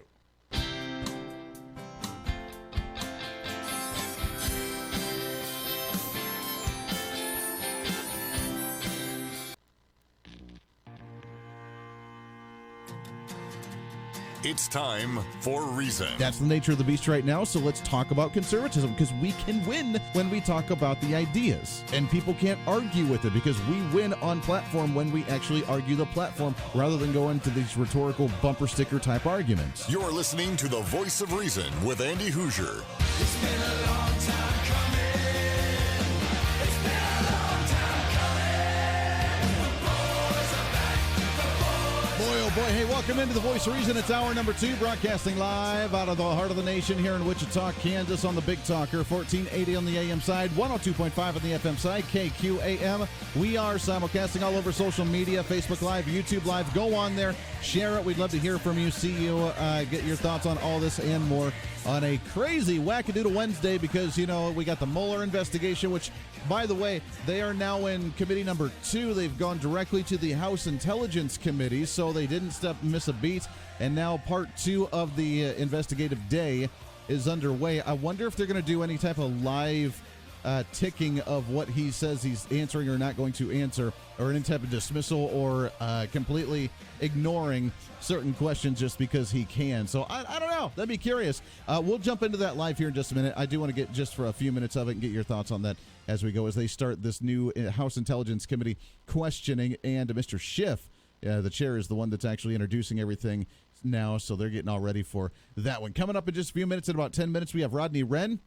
He'll be joining us to talk about the race right now for City Council, District Number 2. Becky Tuttle is the current incumbent for that seat. She'll be joining us next week, but we have Rodney Wren coming on the next segment here in just a little bit. Also, in the 1 o'clock hour, we have Jim Howell, Sedgwick County Commissioner. Since it is, County Commission meeting, they're underway right now as well, and we're going to recap from him coming up at 1 o'clock. Until then, though, it's open lines to you at 316-721-8255, 316-721-TALK. If you want to join in on the Shocker Pulls hotlines, we'd love to hear from you. This portion of the Voice of Reason is brought to you by Cheney Door. Having garage door trouble? Don't worry, baby. Go to CheneyDoor.com. We've got the handle on all your ups and downs. It's CheneyDoor.com. Again, CheneyDoor.com. Just for a minute, let's go ahead and go live to the Mueller investigation, the hearing going on with the House Intelligence Committee, and see what they're up to, shall we? Had no business dealings with Russia. That was false, wasn't it? I'm not going to go into the details of the report. Oh, shocker. Along those lines. Well, when the president said he had no business dealings with Russia, in fact, he was seeking to build a Trump Tower in Moscow, was he not? I think there are some questions about when this was accomplished. Well, you would consider a billion-dollar deal to build a tower in Moscow to be business dealings, wouldn't you, Director Mueller? Yeah, absolutely. In short, your investigation found evidence that Russia wanted to help Trump win the election, right? I think generally that would be accurate. Russia informed campaign officials of that? I'm not certain to what conversations you're referring to. Well, through an intermediary that informed Papadopoulos that they could help with the anonymous release of stolen emails? Accurate. Russia committed federal crimes in order to help Donald Trump? When you're talking about computer crimes charged in our case, absolutely. The Trump campaign officials built their strategy, their messaging strategy around those stolen documents? Generally, that's true. And then they lied to cover it up? Generally, that's true. Thank you, Mr. Nunes. Thank you. Welcome, Director. As a former FBI director, you'd agree that the FBI is the world's most capable law enforcement agency. I would say yes. The FBI claims the counterintelligence investigation of the Trump campaign began on July 31st, 2016. But in fact, it began before that. In June 2016, before the investigation officially opened, Trump campaign associates Carter Page and Stephen Miller, a current Trump advisor, were invited to attend a symposium at Cambridge University in July 2016. Your office, however, did not investigate who was responsible for inviting these Trump associates to this symposium. Your investigators also failed to interview Stephen Schrage, an American citizen who helped organize the event and invited Carter Page to it. Is that correct? Can you repeat the question? Whether or not you interviewed Stephen Schrage, who organized the Cambridge. In those areas, I am going to stay away from. Sure, go for you. The first Trump associate to be investigated was General Flynn. Many of the allegations against him stem from false media reports that he had an affair with a Cambridge academic, Svetlana Lokova, and that Lokova was a Russian spy. Some of these allegations were made public in a 2017 article written by British intelligence historian Christopher Andrew. Your report fails to reveal how or why Andrew and his collaborator, Richard Dearlove, former head of Britain's MI6, spread these allegations. And you failed to interview Svetlana Lokova about these matters. Is that correct? I'm not going to get into those matters to which you refer. There you go. All right. Well, you know what? That's all we need to hear. That's all we're going to hear this entire time is we're not going to get anything. Oh, it's not going to matter. Oh, I'm not going to get into that. I'm not going to divulge. You're generally factual. You're generally true. That's it. That's it. So ridiculous. 316-721-8255. 316-721-TALK. We have a lot more to get to, which I think is more interesting than something like the Mueller investigation and the hearing where we actually get nothing out of him in any way, shape, or form. Here's a new one. Let's go into a Kansas update. What do you say? Today in Kansas. All right, I'm ready. And this is quasi-Kansas, as Mike Pompeo, Secretary of State for the United States, that came from Kansas here. This hat tip to the Wichita Eagle is that now there is an investigation on Mike Pompeo himself. Say what? Here's the headline. Group founded by former Obama official files lawsuits on Mike Pompeo's emails. Wait a second. There is an organization that's founded by Barack Obama that is now trying to get emails from none other than Mike Pompeo, Secretary of State. The watchdog group founded by former Obama administration attorney filed a federal lawsuit on Tuesday against CIA and State Department for Secretary of State's Mike Pompeo's emails. American Oversight said it wants to investigate whether Pompeo had been subject to inappropriate outside influence during his tenure as head of the two federal agencies. The lawsuit comes amid speculation about Pompeo's possible candidacy for the open U.S. Senate race in Kansas. The suit, filed by the U.S. District Court for the District of Columbia, asks for records of any email communications between Pompeo and top staffers of non-governmental email addresses and records of communication between Pompeo and Republican Senators Marco Rubio and Tom Cotton. This keeps getting better and better. Let me tell you something. There are two things happening right now in the United States. There is a hearing from Mueller that's happening right now that says, according to Democrats, nobody's above the law, nobody's above the law, nobody's above the law. We spent $60+ million on an investigation for Trump that has been fraudulent, that has been completely scheming, that has been completely untrue, and they continue to harp on it because that's all they have to try and damage Trump. Now American Oversight, the organization founded by Obama, which we'll get to in a second, is suing Secretary of State Mike Pompeo to see if he's had inappropriate outside influence by emailing staffers on non-governmental email addresses and communicating between different senators. Is this making sense to anybody? Because I seem to remember, if we are saying nobody is above the law, nobody is above the law, nobody is above the law, maybe we should look at the ones who, like, I don't know, broke fundamental laws and records by, you know, like deleting servers, deleting emails, deleting her email server. Hillary Clinton had done that. Andy, why are you bringing up Hillary Clinton? Well, I just find it ironic that not only do we have a hearing on Trump that's brought zero evidence to anything, he obstructed up justice, which I'm still confused on how you can obstruct something that is not there. They proved that Russia did not collude with Trump. They tried to help Trump. That's fine. But yet there's collusion that's proven inaccurate and not true, but now they're somehow obstructing it. I don't get it. It doesn't make any sense to me. But let's take it from there. Nobody's above the law. Fine. Why didn't we go that far against someone like Hillary Clinton? Okay. But now we're going to go to American Oversight, founded by Obama and the Obama administration, who's now suing the current Secretary of State, Mike Pompeo, because he may have emailed someone from a non-governmental email address, or that he sent emails to a non-governmental email address and was in some type of communication between Senators Marco Rubio and Tom Cotton. But yet, no one on that side of the aisle seems to go after Hillary Clinton for deleting emails, for deleting servers and destroying servers, for completely whitewashing them to where there's no evidence whatsoever. Can we say hypocrites? Hypocritical 101. Now, there's another story that goes a little bit deeper into trying to which I don't know what the fascination all of a sudden is about Mike Pompeo and trying to trash him. But really, we're going to go after Mike Pompeo when there's an investigation that's showing nothing.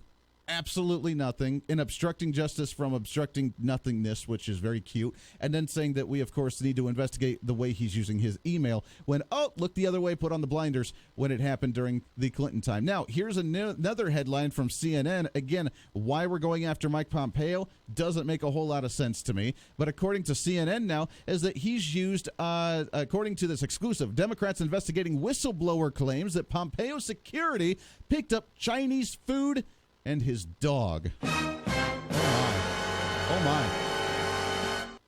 This is the media, apparently. This is the big stories that we all should pay attention to now.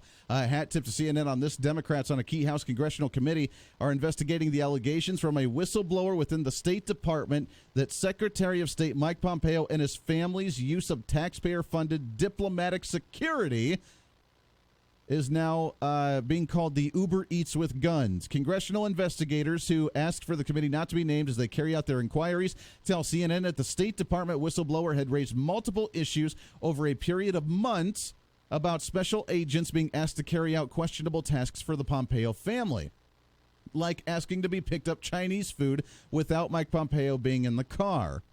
The whistleblower also said this led agents to complain about they are now being served Uber Eats with guns, which has created the buzz with the department, according to multiple congressional Democrats. On another occasion, the whistleblower told aides that a diplomatic security special agent was given the job of picking up the Pompeo family dog from a groomer. And CNN has also seen documents given to the committee aides by whistleblowers showing that in January, Pompeo's office to pick up his adult son from a Union Station in Washington and bring him to the family home. Now, according to them, they say that the law says that they're not allowed to do that. According to the Code of Federal Regulation, a federal employee, quote, shall not encourage, direct, coerce, or request a subordinate to use official time to perform activities other than those required in the performance of official duties or authorized in accordance with the law or regulation. Now, okay, if he did it, then I guess slap on the wrist and tell him not to do that again. Hey, not sure if you're aware or not allowed to use it for those things. Do you think that he was doing it maliciously to pick up his dog and to get some Chinese food? Do you think that's what the big issue is here? But now they're targeting on Mike Pompeo.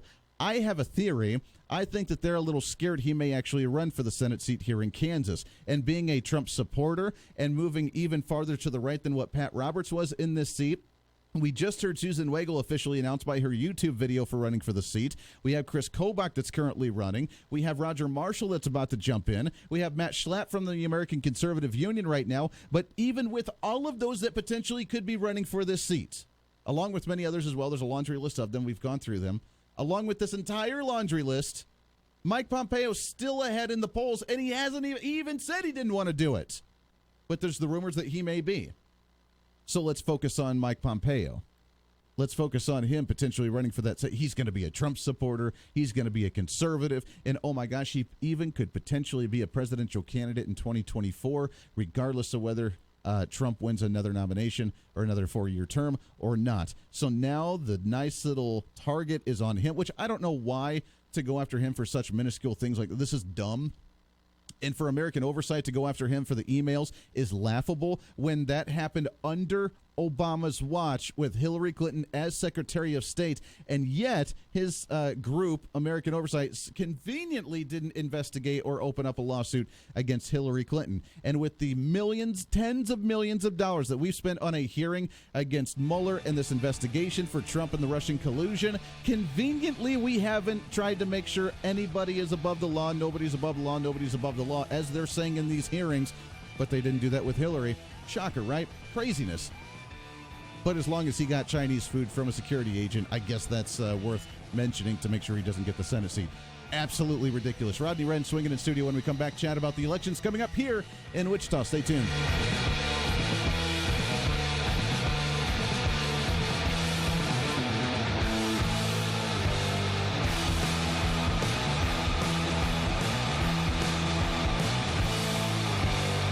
Here's the latest from the KQAM News Center. Special report. Mueller testifies. Do you swear or affirm that the testimony you are about to give at this hearing is the whole truth and nothing but the truth? For the second time today, former special counsel Robert Mueller sworn in before a congressional committee. Well, this time it's the House Intelligence Committee. Chairman Adam Schiff's opening words set the tone for Democrats. Disloyalty to country. Those are strong words, but how else are we to describe a presidential campaign which did not inform the authorities of a foreign offer of dirt on their opponent, which did not publicly shun it or turn it away, but which instead invited it? Ranking Republican Devin Nunes said there was collusion between Russia and the Democratic Party. The Democrats have already admitted, both in interviews and through their usual anonymous statements to reporters, that today's hearing is not about getting information at all. They said they want to, quote, bring the Mueller report to life. I'm Evan Haining. You're a small business owner, and there's nothing small about what you do. That's why Dell Small Business Technology Advisors give you trusted advice, one-on-one partnership, and tailored tech solutions, like computers with Intel Core processors, servers, storage, networking, plus thousands of top-brand electronics, accessories, and software. No matter your technology needs, Dell is here to help your small business do big things. Call 877-BUY-DELL to speak with an advisor today. That's 877-BUY-DELL. Does your dog itch, scratch, stink, or shed like crazy? Come to Dynovite for help. Order a 90-day supply of Dynovite. Dynovite is nutrition. Pick up 2 bottles of Lico Chops, get the 3rd bottle free. New improved Lico Chops with omega-3, omega-6, vitamin E. And now, 6 extra direct-fed microbials. Even better for the digestive tract and immune system. Try Lico Chops. Buy 2, get 1 free. At Dynovite.com. DINOVITE.com.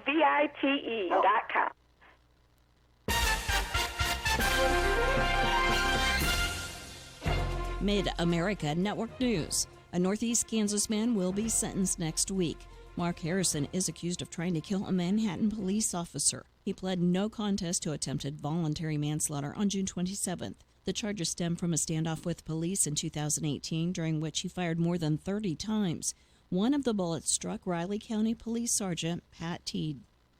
A man who admitted to stabbing his girlfriend in June of 2018 will spend life in prison with no chance at parole for 50 years.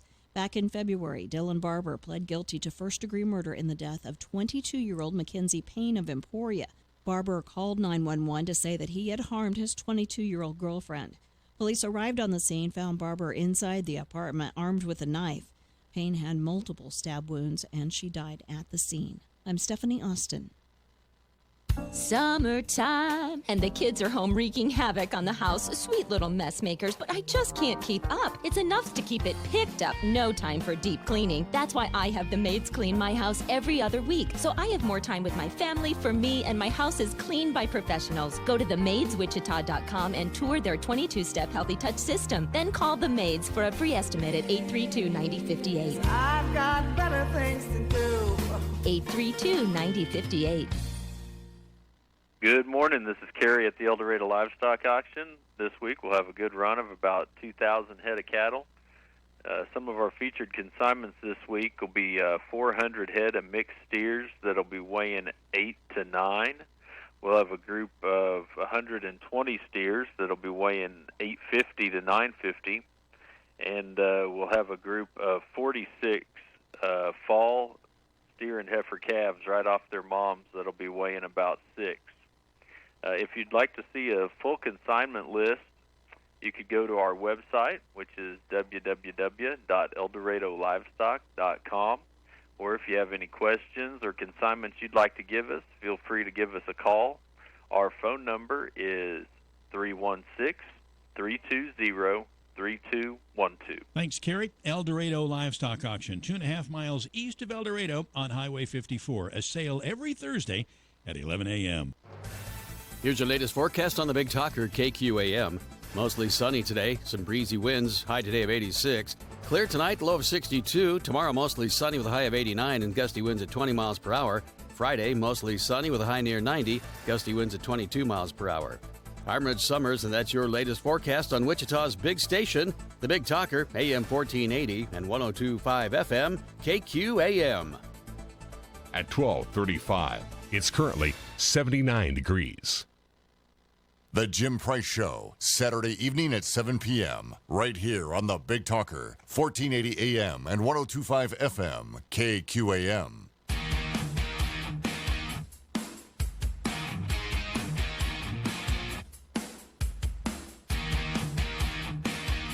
Andy never shies away from a fight. Just you try it. Oh, I'll try it. Just you try it. You'll feel it when I try it. I'd like to see you have at it. Would you now? And now's your chance to jump in the ring. Are you insane? Give Andy a call at 316-721-8255. This is the Voice of Reason with Andy Hoosier. It is the Voice of Reason. I am Andy Hoosier. You're you. I'm me. We're doing our thing. Great to have you for the ride today on a Wednesday, the post Monday, the pre Friday. Got to look towards something, right? Got to have some positive light at the end of the tunnel. Welcome in 316-721-8255. 316-721-TALK on the Shocker Pools hotlines. We'd love to hear from you, but let's get right into it, shall we? It's time for us to what? It's time to get to know the candidate. As we're continuously going along with our election coverage, and in studio with us from District 2, one of the candidates running for the Wichita City Council, Rodney Wren, hanging out with us. Rodney, what's going on, brother? How you doing? Just working, my friend. Doing the thing. You know. Every day. How you feeling? It's getting down to it now. Well, not for us necessarily. There's no primary in District 2, so sure. My guess is Becky Tuttle, who's the sitting city council person for District 2, is out raising money, getting her campaign situated for post-primary, and Sure. My guess is Joseph Scopp, who's also the other person running for District 2, is doing the same thing. My guess is the mayoral primary is sucking a lot of the energy out of the community, so those of us who don't have a primary are keeping our heads down, trying to raise money and get things ready for post-primary, and then I think you'll see things happening in earnest. Sure. No, absolutely. I tell you what, this mayor's race is getting to be really interesting with so many. Now, I've not been around for a mayor's race before. I came here 4 years ago, so just after the last one when Mayor Longwell got into the seat. Is there usually this many candidates running for the mayor's race? Not that I remember. Okay, all right. I was like, I don't know if this is like the norm here, if this is just kind of a unique piece or what. No, there might be a handful, but I think what it shows, in my opinion, is that there's a severe distrust by a number of citizens in the lack of transparency at City Hall. And I don't think it's entirely coincidental that just 2 months ago, or approximately 2 months ago or so, that there was this new push by the mayor and the city council to all of a sudden start raising their hands because things were happening too fast or without appropriate oversight by the elected officials, and staff was doing too much. The thing with the parking garage and the new baseball complex just randomly appeared on the consent agenda. And it was like, whoa. People started looking at that going, what is this about? And then it was like, oh, we didn't know. And then so they postponed that, and they said, oh, but city staff was like, well, but we're trying to hurry this so we can get a federal grant. And the slowdown caused the federal grant not to happen. And then, not that all these dots are connected linearly, but just as an overall story. And then the parking garage concept goes away. And then, shockingly, we're going to rely on private developers buying plots of land and making parking lots, and the city will, I guess, utilize those for the new baseball complex. Interesting. Well, it's been an interesting lineage of everything with the baseball park, and when it came to the team and in the stadium, and then people are criticizing about the price of the land that they were selling. So there's been a lot of discussion that went into this project as a whole. Right. And it could be very successful. It could go badly. I don't know. It's going to be very interesting to see how it all plays at the end of it. But I do know one of the biggest things that people were upset about at the beginning of this was the fact that there was not going to be any parking. Right. Well, or not enough parking. Not enough parking, Certainly. Right. And yeah, when you look at the plans, which again, part of me wants to give them credit for, really being hopeful about what might happen. But again, unfortunately, when you look encouraging. With all the, with the retail development and the office space development that they're trying to attach to the baseball complex. Sure. I get the desire and the hope that comes to fruition, but the water walk stuff hasn't come to fruition. The overall downtown development stuff hasn't come to fruition in large part. And one of the things about my campaign is that when you think about downtown, and a lot of people have a lot of different ideas about downtown, there's really no destination venue in downtown. And we've tried doing a couple things. We tried getting Gander Mountain in here. Gander Mountain failed. We've got Interest Bank Arena, but there's really nothing around Interest Bank Arena. So if you go to Interest for an event or a concert or whatever, sure. The closest thing is Old Town, but Old Town's usually where all those crazy party and 20-somethings go. The college kids, they're probably older than college to some extent, but it's like, if you're above the age of 30, going to Old Town past 10 o'clock is just not your scene, right? By and large, unless it's like Mort's Cigar Bar, sure. But again, one of the reasons, why some of us I think are running is there's got to be, if we really want to quote unquote revitalize or just vitalize downtown, I don't think that the current plans are really doing that. There has to be something. There's got to be some destination attraction downtown. Sure. And I don't think that the baseball complex, which is going to be used pretty much just during the summer months, is going to be a landmark, serious attraction for downtown. The water walk hasn't been. I don't think the baseball complex is going to be. The question is, okay, well, what are your ideas? Some of those ideas might get fleshed out during the campaign. I certainly have an idea, but I know people probably aren't necessarily going to like it since they voted against it a few years ago. But to be fair, it only failed by 4 percentage points. So sure. Well, we'll talk about some of your platform, and like you said, when it comes to entrepreneurial growth, when it comes to job growth, I know that's been a concern and a talking point for a while. When it comes to some of the entertainment. And some of the different things that want to bring people to the area, whether it's the universities and the opportunities there, whether it is more sporting events, whether it's things entertainment-wise outside of sporting events. I have to say, when it comes to entertainment, the one thing that I enjoy, which is going to concerts, there are a plethora of those. And, we do a very good job from bringing small things to, the Cotillion, to larger things at Interest Bank Arena. And there's some really great deals there. Century 2, I know they're talking about doing a new structure there for more entertainment. But from your perspective, what would you like to see come in, and what would you do if you were on the city council? Well, let me just kind of build off of your entertainment thing, because I'm a music fan too. Wichita has actually a really vibrant local band scene, like Barleycorns, the Elbow Room. There are these, call them dive bars or smaller venues, not just the Cotillion or Interest Bank or Century 2, but there is a very vibrant music scene. Mm-hmm. You just got to take advantage of it. Right. It just might not be downtown or as easily accessible as like the Cotillion, but there actually are a lot of things to do. So, again, I think that as advocates for the city, we have to look at that in totality. In full disclosure, I'm the announcer for the Wichita Thunder. Sure. So, even then, we do one of the promotional nights we do is hashtag I Love Wichita night. Okay. And Mayor Longwell was the only member of the city council to show up.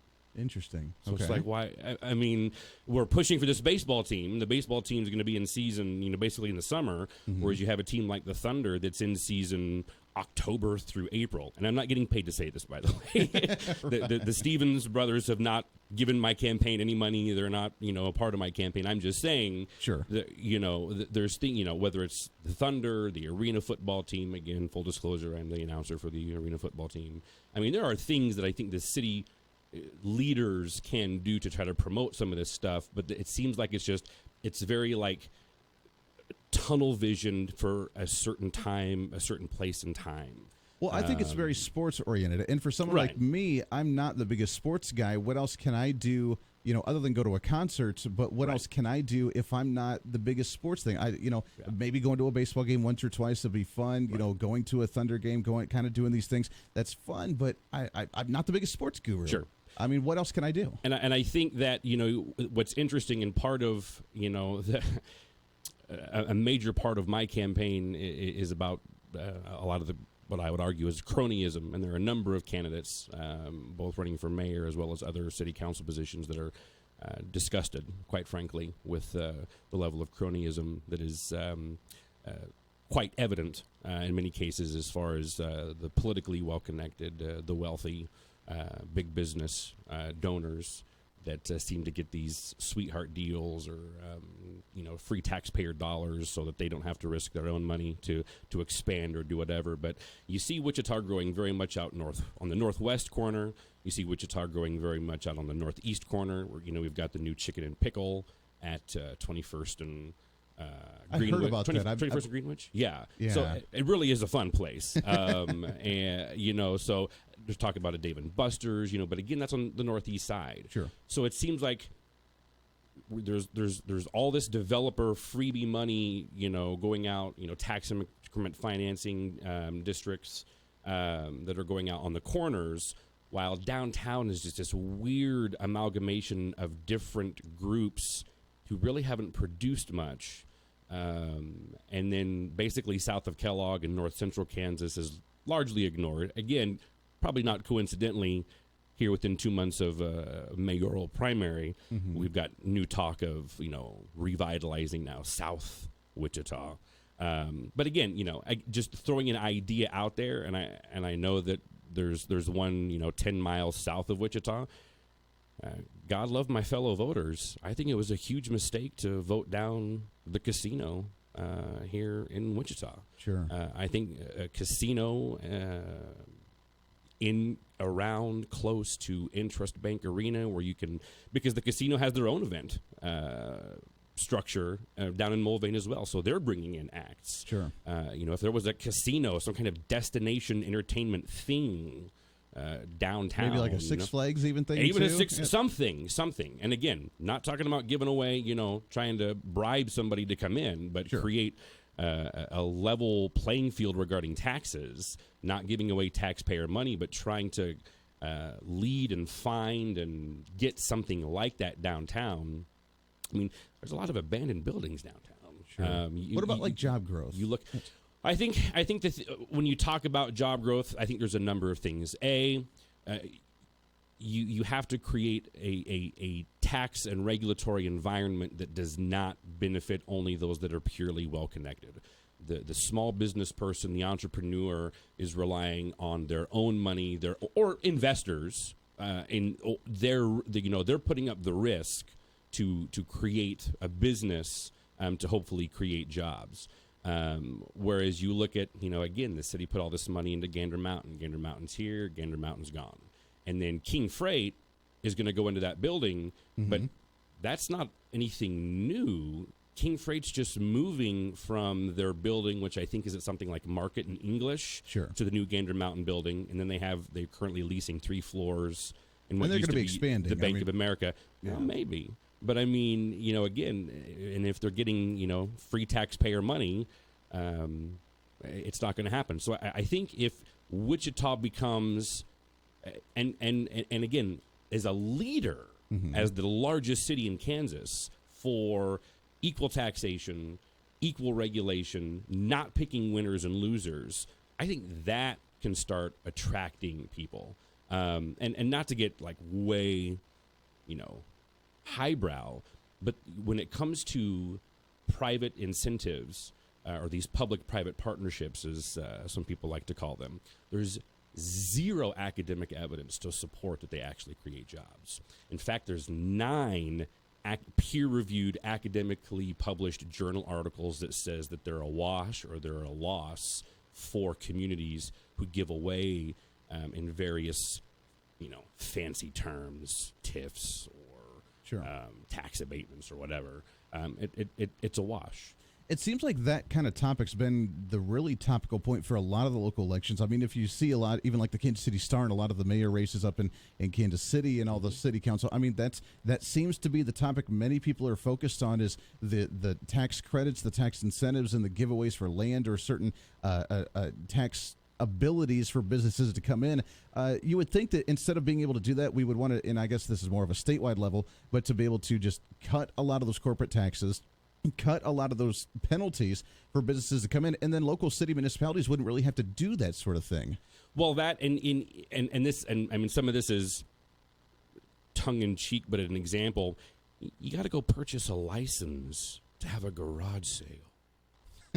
True. It's ludicrous. Sure. And you go into various business. I mean, aside from the absurdity of the regulatory code to start a business, I'm glad you told me that, because I think I had a garage sale last summer and we did not do that. Oh, you shouldn't have admitted that on the air. Yeah, that's right. I'm going to get a fee now. Hopefully nobody's listening. You might get that $1.50 fee from the city in the mail. I was not aware of that one. So yeah. So it's just, I mean, like I said, that's a hyperbolic example. There's there's so much, and I think this is a problem in our city. I think it's a problem in our state. I think it's a problem in our nation. The regulatory burden to try to create a business is absolutely absurd. The licensing burden is absolutely absurd. Why do I have to go to school and get a license to be a barber? That just seems silly. And there's actually a lot of literature and Koch Industries through various initiatives that they have are talking about a lot of this regulatory reform to try to enable people, whether they're former inmates, whether they're people who are lower socioeconomic status, trying to become an entrepreneur. Sure. The regulatory burdens, the fee burdens are just so overwhelming that they can't overcome that to try to be a small business owner and entrepreneur. So I think that the regulatory structure, the taxing structure, the fee structure really has to be examined to try to motivate and get people to invest their money and create businesses and jobs here. And again, not give away taxpayer dollars that seemingly benefit the politically well-connected, the wealthy donors that over and over and over and over again are the ones who you see on those campaign finance reports for people who are usually ultimately elected to office. Very interesting. Rodney Wren, candidate for Wichita City Council, District Number 2. If people want more information on you, want to reach out to you in some way, shape, or form, how can they do so? We're going to set up a Facebook page here in a little bit. You can call me at 316-288-6017. You can email me at rodney.ren.sr@gmail.com. We're not going to probably do a website, but we are going to get a Facebook page set up here momentarily. Got a little bit of time yet. Yeah, and again, they can go to the city's website that lists the candidates. The contact information's on there, but I welcome anybody to call me or email me. Yeah. Yeah, well, and as you mentioned, I mean, no primary, so it's going right into the general election, so you have some time to do that. Hitting the streets, starting to talk to people, door knocking, that going to happen here relatively soon? Probably mid-August. We've got a list of over 40 volunteers ready to pound the pavement, so we're going to be working.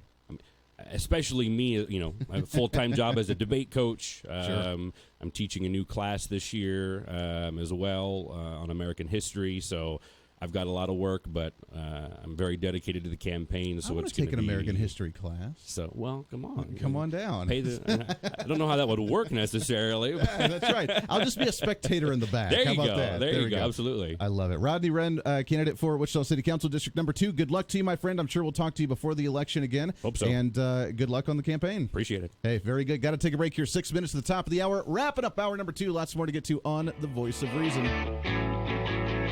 This is The Voice of Reason with Andy Hoosier on the Big Talker, KQAM.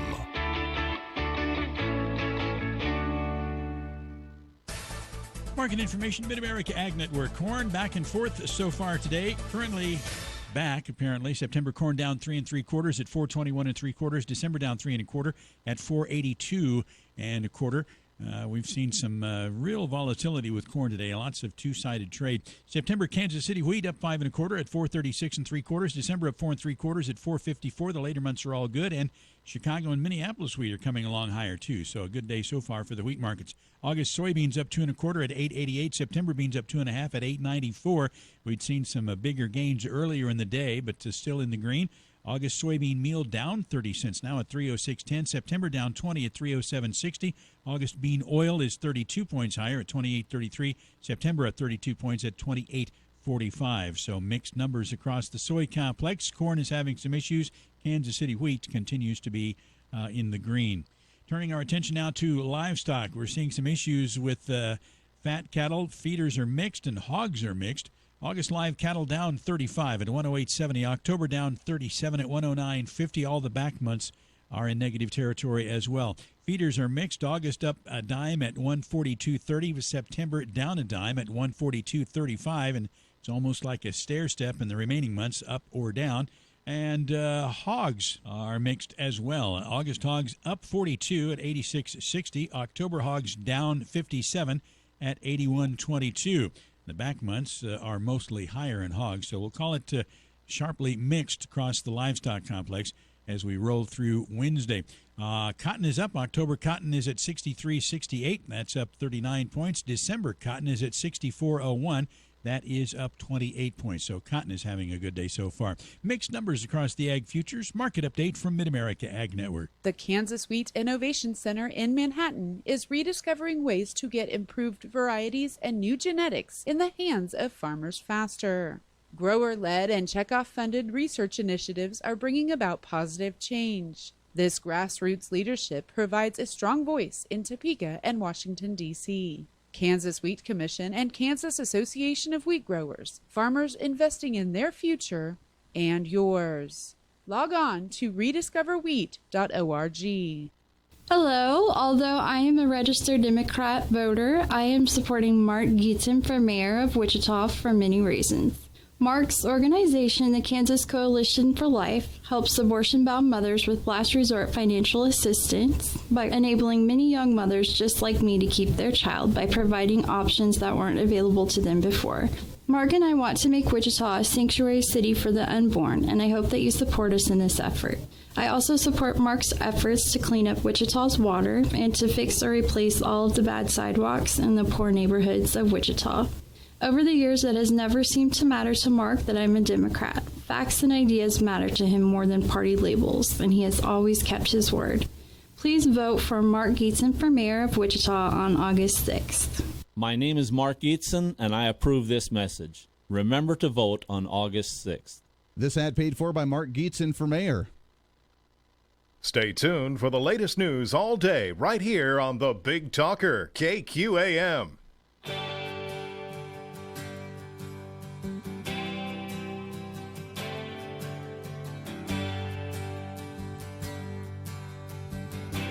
All right, wrapping up hour number 2. Great to have you back here. Thanks again to Rodney Wren joining the program. Good luck to him on the campaign. And we'll be talking with some of the other candidates on that race as well.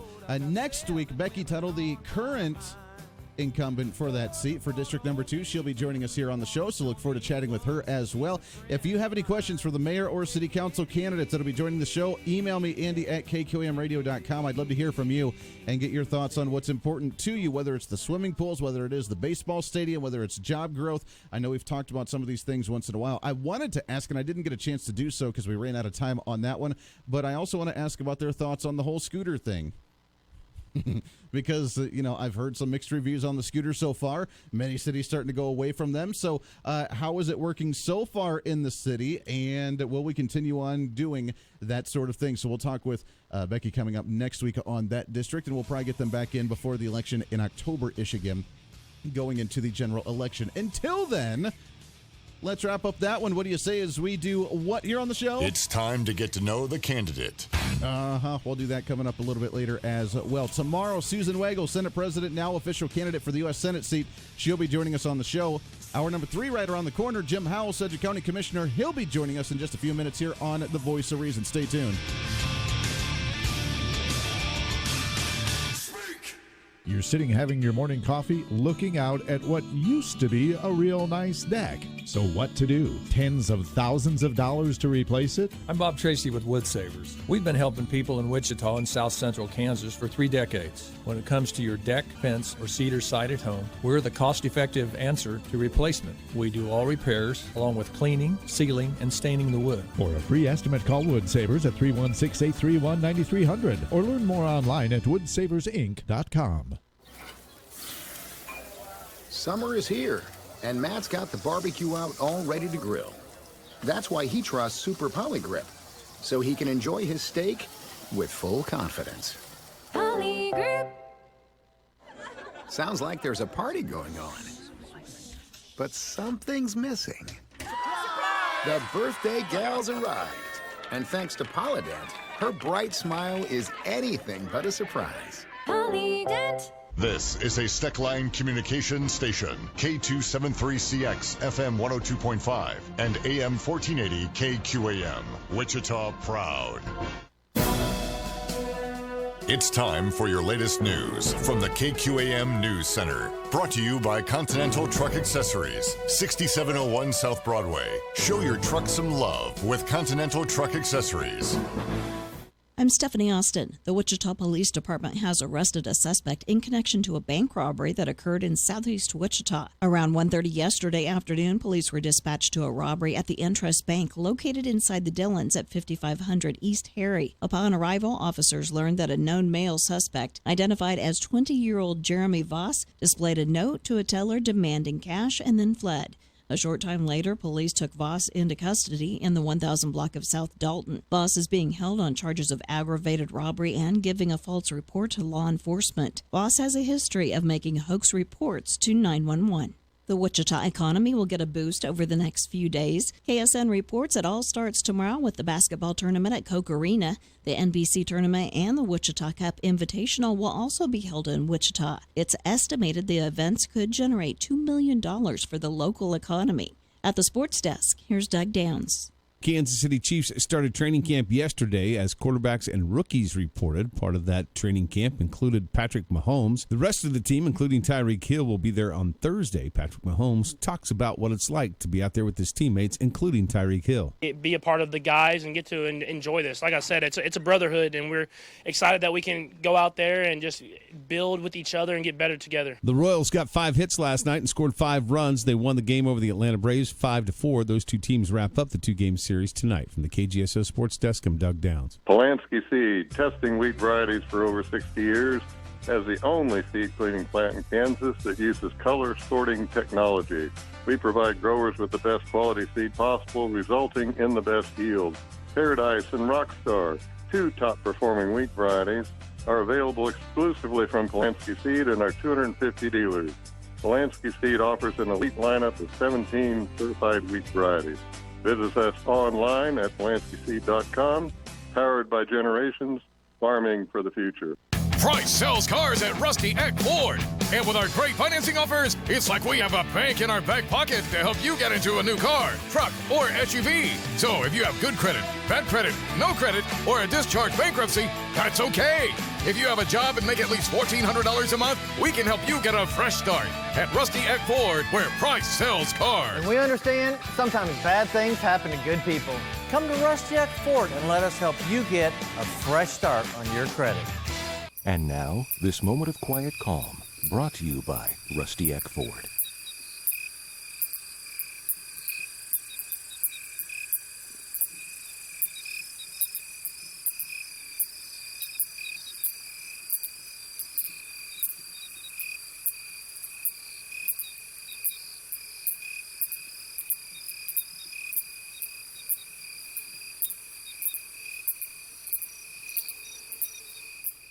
The latest news from the Big Talker, KQAM.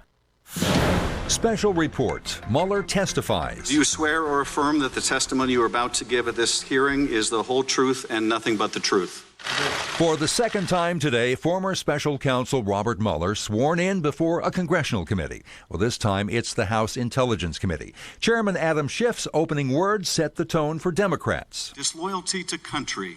Those are strong words, but how else are we to describe a presidential campaign which did not inform the authorities of a foreign offer of dirt on their opponent, which did not publicly shun it or turn it away, but which instead invited it? Ranking Republican Devin Nunes said there was collusion between Russia and the Democratic Party. The Democrats have already admitted, both in interviews and through their usual anonymous statements to reporters, that today's hearing is not about getting information at all. They said they want to, quote, bring the Mueller report to life. I'm Evan Haining. Market information, Mid-America Ag Network. Corn having some issues now. September corn down 2.5 at 423. December down 2 at 429.5. Corn's been back and forth all day. September Kansas City wheat up 5.5 at 437. December is up 4.25 at 453.5. August soybeans up 5 at 890 3/4. September beans up 4.5 at 896. Bean meal, bean oil coming along higher too. Livestock numbers are mixed. August live cattle down 32 at 108 to 72. Later months are all down. August feeder cattle up 35 at 142.55. September up 12 at 142.57. And we're seeing mixed numbers in the back months. As far as the hogs are concerned, they're mixed also. August hogs up 47 at 86.65. October down 72 at 81.07. And all the later months are mixed. Cotton is up. October cotton up 39 points at 63.68. Mixed numbers in the ag futures. Market update, Mid-America Ag Network. Your local weather on KQAM. Brought to you by Maximum Outdoor Equipment. All equipment outdoors, from lawnmowers to snowblowers. Just south of Kellogg on West Street. And online at MaximumOutdoor.com. Here's your latest forecast on the Big Talker, KQAM. Mostly sunny today, some breezy winds, high today of 86. Clear tonight, low of 62. Tomorrow, mostly sunny with a high of 89 and gusty winds at 20 miles per hour. Friday, mostly sunny with a high near 90, gusty winds at 22 miles per hour. I'm Rich Summers, and that's your latest forecast on Wichita's big station, the Big Talker, AM 1480 and 102.5 FM, KQAM. At 106, it's currently 79 degrees. On the House with the Carey Brothers, here on the Big Talker, 1480 AM and 102.5 FM, KQAM. It's time for Reason. That's the nature of the beast right now, so let's talk about conservatism, because we can win when we talk about the ideas. And people can't argue with it, because we win on platform when we actually argue the platform, rather than go into these rhetorical bumper sticker type arguments. You're listening to the Voice of Reason with Andy Hoosier. It's been a long time coming. It's been a long time coming. Yeah, Buddy And welcome into the Voice of Reason. It's hour number 3 already. Hard to believe, but hey, we're here, so welcome into it. Broadcasting live out of the heart of the nation here in Wichita, Kansas on the Big Talker, 1480 on the AM side, 102.5 on the FM side, KQAM. Simulcasting all over social media, Facebook Live, YouTube Live. Please go on there, jump on, say hi, share it onto your own page, leave a comment, subscribe to the pages, all that good jazz. We appreciate that very, very much as we continue on with the show every single day. Welcome in 316-721-8255, 316-721-TALK on the Shocker Pools hotlines. It's open lines to you. This portion of the Voice Reason is brought to you by Garage Doors and Cheney Door. Garage door trouble? I know you have some. Everybody does. Visit CheneyDoor.com. We've got the handles on your ups and downs. Visit CheneyDoor.com. Again, CheneyDoor.com. Thanks again to Rodney Wren coming on the show. Candidate for the Wichita City Council District number 2 in the general election. Again, we'll get the other candidates on here within the next couple of weeks as well. Until then, though, let's go ahead and do a county update. What do you say? And we do it every single Wednesday because it's the county commission meeting day, and therefore we check in with our county commissioner, Mr. Jim Howell. Jim, what's going on, sir? How you doing? I'm doing really well, Andy. Thank you for letting me be on the radio again today. I'll just tell you, today was our first public hearing on our 2020 budget, and we had about 7 or 8 people came up and spoke.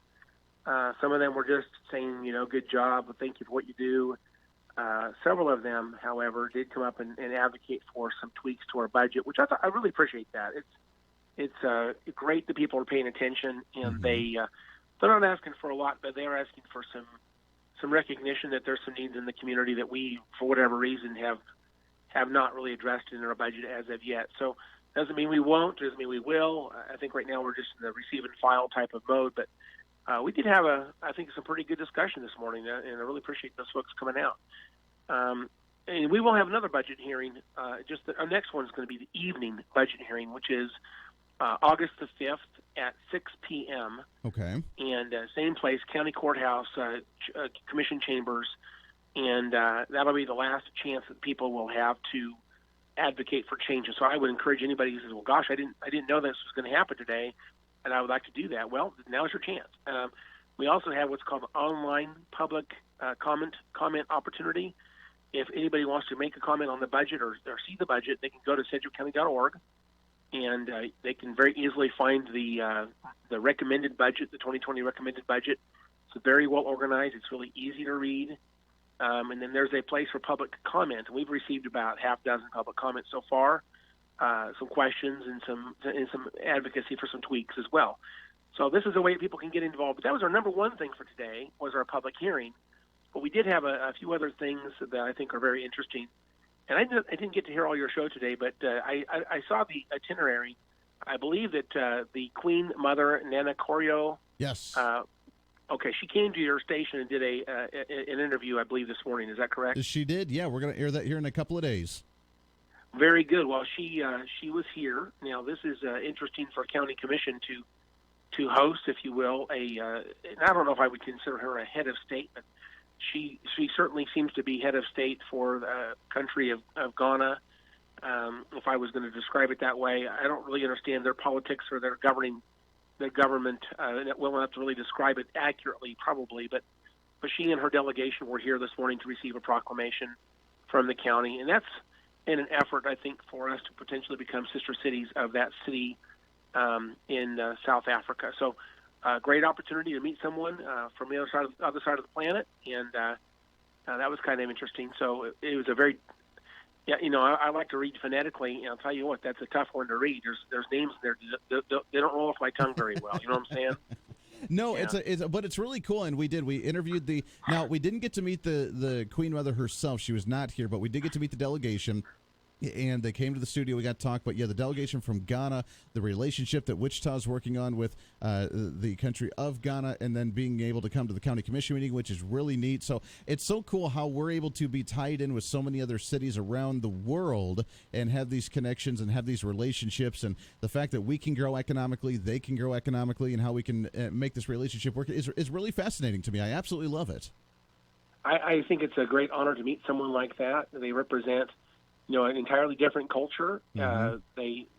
Things are somewhat the same, and they're also very much different. So it's a fascinating opportunity to sit down and to be able to talk to someone like that. And they did have an event last night at the Kansas African American Museum here in Sedgwick County, which is just really about a block from here. Sure. And she was there, and they exchanged gifts. They had some music, they had some speeches, and some ceremonial things, and I was able to attend that as well.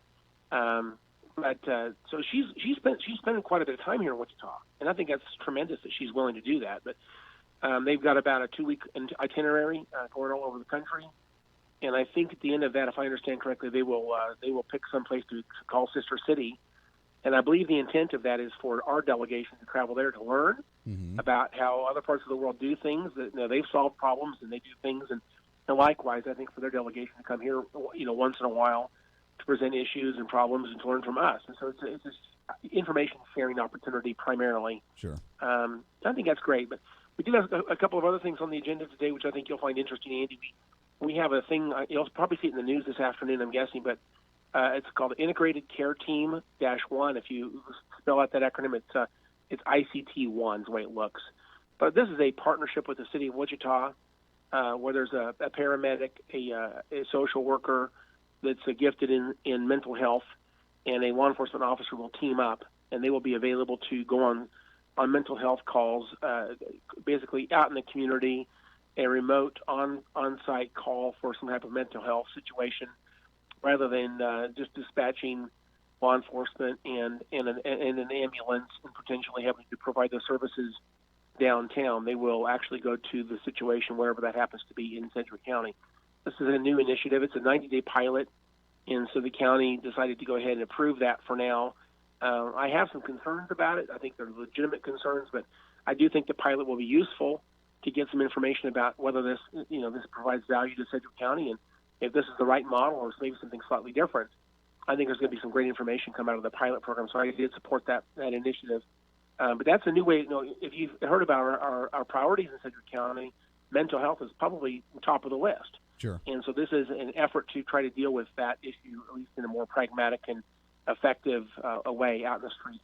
And we had another item that was kind of deals with this. You may not know, but there's a new hospital in Wichita. It's called the KVC Children's Mental Health Hospital.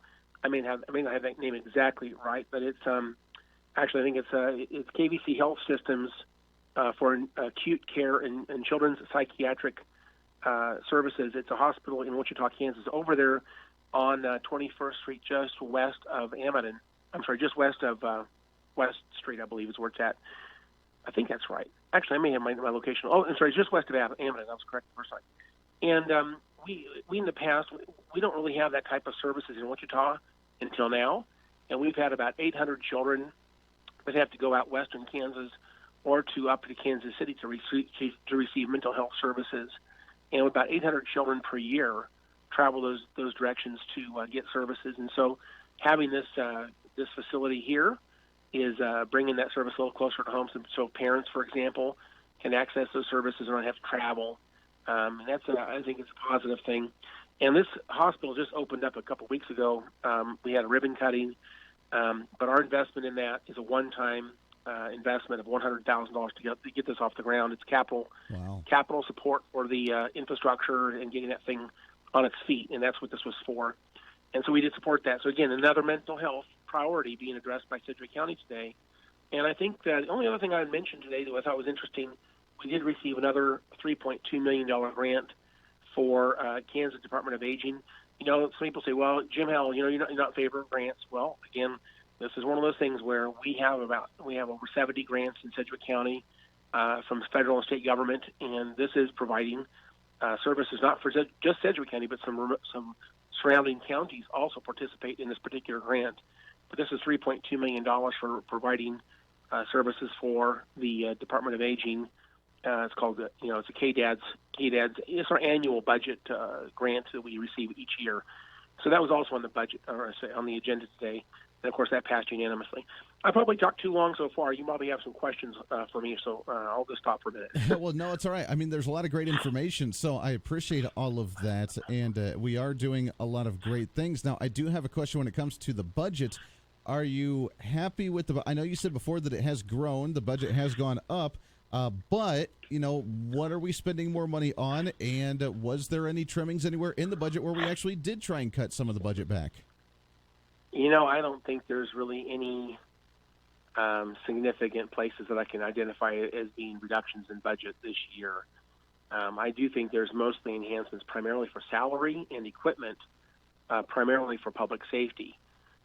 We have new radios coming in. We've got a capital improvement program that's kind of a little higher than usual this year. The reality is, I don't think you're going to find much cutting in this budget, but it's a little bit short in a couple of areas. I anticipate that when we get to budget adoption day, which would be Wednesday, August the 7th, that different commissioners, myself included, may have some recommendations for adjustments to this budget, and I do plan to do some of that. I do think there are some things that we ought to address slightly differently. There's some places perhaps we can do a little cutting. So I hope to have that chance here on August the 7th. But right now, our role as commissioners is to just receive information at the moment. So that's why these public hearings are important. We received the recommended budget just last Wednesday. I've spent the entire week reading that budget. It's 800 pages long. I'll probably still have a lot of work to do in reviewing that budget. But at the end of the day, our chance to make changes to that won't be until August the 7th. And so right now I'm formulating my TAC plan on what things I want to see changed in this budget. And on August the 7th, I assure you I will have a number of motions ready to go to make this budget better, in my opinion. Sure. So it's still going to be a bit of a process. Absolutely. And, this isn't the best time for us to debate the details. I think each commissioner, if they're doing their due diligence, they're reading the budget, and they're getting ready for August the 7th. And that will be our debate day, if you will, in the budget. And maybe somebody will just want to adopt it as is. I anticipate there will be a number of commissioners that will have recommended changes. For example, today, there was the people that came today, for example, they said there's a 60-day waiting period for cerebral palsy people in this community that are dependent on fitted wheelchairs, specialized wheelchairs. And when they break down, we have always provided money in the past to help provide, if you will, repair technicians to go and adjust those wheelchairs so that people can become mobile once again. Right now, there's a 60-day waiting period. If someone needs that type of service, there is no help from the government for 60 days because we just don't have enough. There's not enough of people who can provide that type of service. Sure. And so the people are advocating for a solution. Would like to see the county, increase our funding for that because this is a growing problem. It's worse now than it's been in the past. We also have disabled folks across our community that would like to see a Meals on Wheels program. We have a waiting list for people on Meals on Wheels. We do Meals on Wheels from, believe it or not, with property tax dollars, but there's a pretty good sized waiting list for people to get on that. And these are people people with disabilities, especially. That to me, I think if someone's going to receive those services, that you might want to provide them to them, as a higher priority, perhaps. But these people are still, waiting for a solution from Sedgwick County. So the things like that, it's tough to know exactly what to do. But there's several people today came and spoke about things like that. Sure. So we will see. I just kind of get into a deep conversation, but the Sedgwick County did pass a ballot question back in 1982 that talked about a mill levy dedicated for these types of services, and the county at that first year levied about a 0.7 mil increase in 1984, and that mill levy equivalent for services has gone up and down over the years, but we're down to below 0.42 last year, 0.42 mil. And this year, I think it's going to go back up to 0.46. Mm-hmm. That's about a $200,000 increase in funding for the Department of Aging. But when you say we're only seeing about a 0.46 spending, in light of a ballot question that passed 2-1, question is, are we doing the right thing according to the people that voted for that? That's a great question. Sure.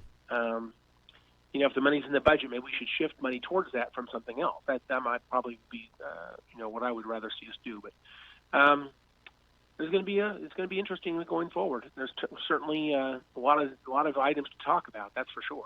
Well, very much so. No, you're right. It's going to be an ongoing conversation. It's going to be a while to get all this done. And hopefully, as you mentioned, we can kind of move things around and maybe trim some things here and there and get it a little more squared away and streamlined. But, hey, it is government, and it's very difficult to do that. So I'm sure we'll continue to see the increased budget. Sedgwick County Commissioner Jim Howell, we're all out of time, my friend, but big stuff going on, and I'm sure you guys will continue. Outside of the budget, any other big agenda items that you foresee for next week? No, I don't really think so. Next week's kind of we're sitting tight we don't have a meeting next week. Oh, that's we're right. Sitting tight. It is the last meeting one after of the that month. will be our public agenda. Our public agenda will be the next thing we do on August the 5th. And then budget adoption. Our first meeting in August will be August the 7th. That's when we adopt the budget. So our next meeting is budget adoption. Wow. And that's 2 weeks from today. It's crazy how time flies. We're already towards the end of July, which is really hard to believe. So, Jim Howell, Sedgwick County Commissioner, always a pleasure, my friend. Enjoy. And even though you don't have a meeting next week, we'll still chat with you next Wednesday.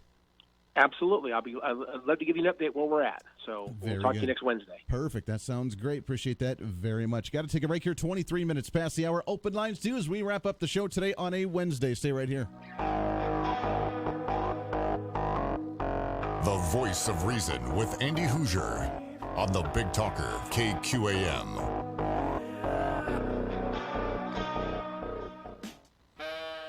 Got rug corners that won't stay put, that curl up and lift up and don't look so good? Today you'll learn how to make them lay flat and keep them down right where they're at. From deep within the Carey Brothers vault of flat-out really good ideas, we corner the market on tips for rugs. Indeed, says here, when corners on area rugs start to curl and lift up off the floor, as they all seem to do, just pick up a peel and stick vinyl floor tile, a foot square or more, the bigger the better, and with a pair of scissors or a utility knife, trim off each of the 4 corners to form 4 large triangles. Then peel off the backing and stick each one to the underside of the rug, right where corners are curling up. The tile will straighten the unsightly curl, and the extra weight will help keep corners flat and in place right where they're at. And that, my friend, is indeed that. For more tips, visit our website at onthehouse.com. Did you know your concrete porch and steps, patio, pool deck, garage floor, even your ugly laminate countertops can be resurfaced with real stone as easily as painting? I'm Peter Deitch, president of Deitch Coatings, and I'm here to say you can. Tastefully accent surfaces all around your home with just a roller and a brush to achieve beautiful, high-performance stone finishes that last. Why wait? Deitch Coatings are available to you factory direct and online at homedepot.com. Plan your next project at DeitchCoatings.com. That's DAICH Coatings.com.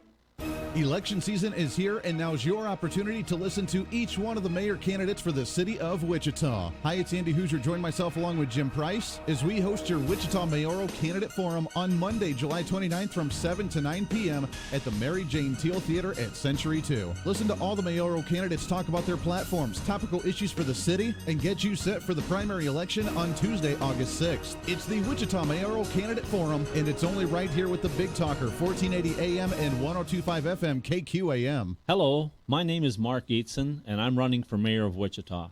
I am a Marine Corps veteran, the owner of Gietzen Aerial Services, the president of the Kansas Republican Assembly, the chairman of the Kansas Coalition for Life, and a strong supporter of the Second Amendment. I love Wichita, and I want to see Wichita prosper and grow. The best way to assure a thriving community is to attract growing businesses, which in turn provide good jobs. The best way to attract and keep great businesses is to limit or reduce the tax burden on them, particularly the city portion of property taxes. I will never raise your taxes. Wichita is a beautiful city, but little things like bad sidewalks, so common in the poor neighborhoods of Wichita, could easily be fixed for a small amount of money and would add dramatically to the overall positive image of our city. Please vote Mark Gietzen for mayor on August 6th. Liberty Mutual Insurance presents. When generic insurance takes hold, one handsome man and one flightless bird are teaming up to save the world. Money. Their message? Liberty Mutual customizes your car insurance so you only pay for what you need. Their mission? Savings. Their relationship? Best friends. Say hello to Liberty Mutual's new spokes team. Doug. Only pay for what you need at libertymutual.com. Liberty, liberty, liberty, liberty. Underwritten by Liberty Mutual Insurance Company and affiliates. Equal housing insurer. State laws apply. Autocraft is proud to call Wichita home for 40 years. We are local and family owned. We believe using locally owned businesses is important to maintaining a healthy community. Local faces being there for you long after the job is done. Autocraft uses local suppliers whenever possible. Eco-friendly products, giving back to local charities, putting that extra smile on someone's face. Autocraft invites you to join us to keep it local. So let's work together to grow a strong and healthy community. Be sure to visit us at autocraftinc.com. John Wright, Rick Everett. Your news in the morning is with the Big Talker, KQAM.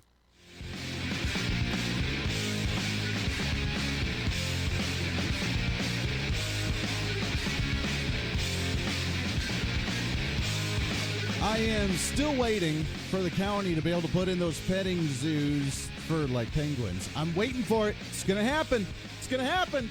Welcome into the Voice Race, and thanks again to Jim Howell jumping on the show as he does every Wednesday. Appreciate that very much. Hey, I want to keep reminding you, but coming up on Monday, I know people tune in, tune out, so this may be the first time you've heard it. Maybe you've heard me talk about it every single time. Monday night, baby. It's the KQAM Wichita Mayoral Candidate Forum from 7 to 9 p.m. We're going to broadcast it here on the KQAM airwaves. We're going to put it on streaming on the Facebook page, but you get a chance to show up as well at the Mary Jane Teal Theater, Century 2, on Monday the 29th from 7 to 9 p.m. I'll be emceeing the event. Jim Price, host of the Jim Price Show, he will be moderating the event, so we'll have the questions. If you want to ask any questions, you can do so by emailing me at andy@kqamradio.com, and we can get those ready for you and get your thoughts on certain questions. But shoot me some questions. Show up to the Mary Jane Teal Theater at Century 2 on Monday night from 7 to 9 p.m. We're looking forward to doing this candidate forum, one of the last ones before the actual primary coming up just, 2 weeks from now? A week and a half from now, really? It's coming up before you know it. Can you believe July is almost done?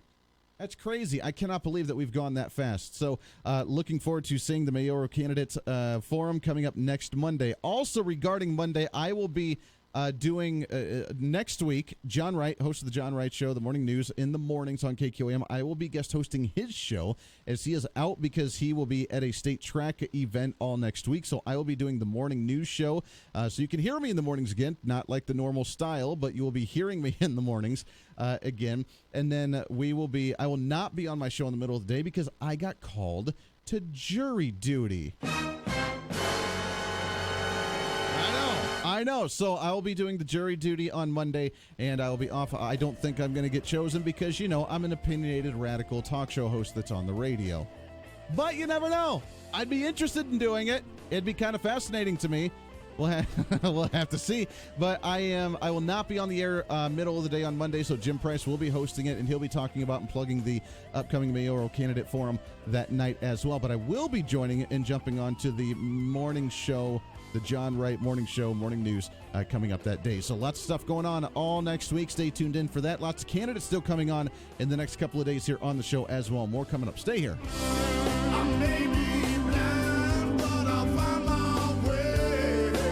Here's the latest from the KQAM News Center.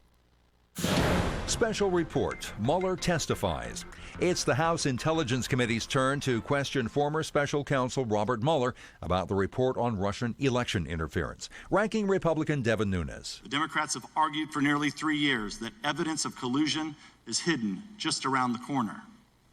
Like the Loch Ness Monster, they insist it's there, even if no one can find it. After getting Mueller to agree with Secretary of State Mike Pompeo's statement that WikiLeaks was a hostile intelligence service, Democrat Mike Quigley read some of President Trump's statements about WikiLeaks. It tells you the inner heart. You got to read it. Donald Trump, October 12, 2016.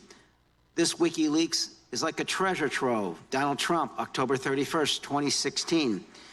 Boy, I love reading those WikiLeaks. Donald Trump, November 4th, 2016. When asked his opinion of those words, Mueller said problematic was an understatement. Mueller has been testifying for several hours now. I'm Evan Haining.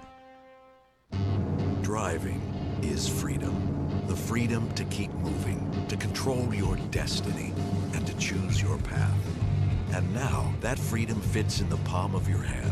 It's called Ford Pass, the only app that gives you roadside assistance, Ford Pass rewards, And now, when you buy or lease a new Ford, earn points you can use toward flexible complimentary maintenance that gives you, well, more freedom. Ford Pass, built to keep you moving. Built Ford proud. Visit your participating Ford dealership to find out about getting flexible complimentary maintenance when you buy or lease a new Ford and sign up for rewards. Roadside assistance is included for certain Ford owners and available to everyone for a per-service fee. Ford reserves the right to change program details without obligations. Visit your participating dealer or FordPassRewards.com for program rules and restrictions. Ford Pass, compatible with select smartphone platforms, is available via a download.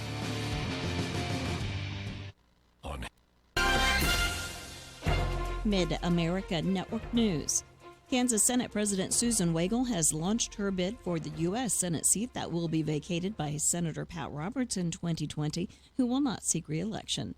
Wagle is a Republican from Wichita. She has served in the legislature since 1991 and has been the Kansas Senate's top leader since 2013. Wagle has been a vocal opponent of Democratic Governor Laura Kelly and helped stop Kelly's push for Medicaid expansion. Kansas Health Department employees who will handle complicated applications for Medicaid health coverage will work out of State Department for Children and Family offices. The two agencies have announced a partnership to have the Kansas Department of Health and Environment workers located in 17 DCF offices across the state.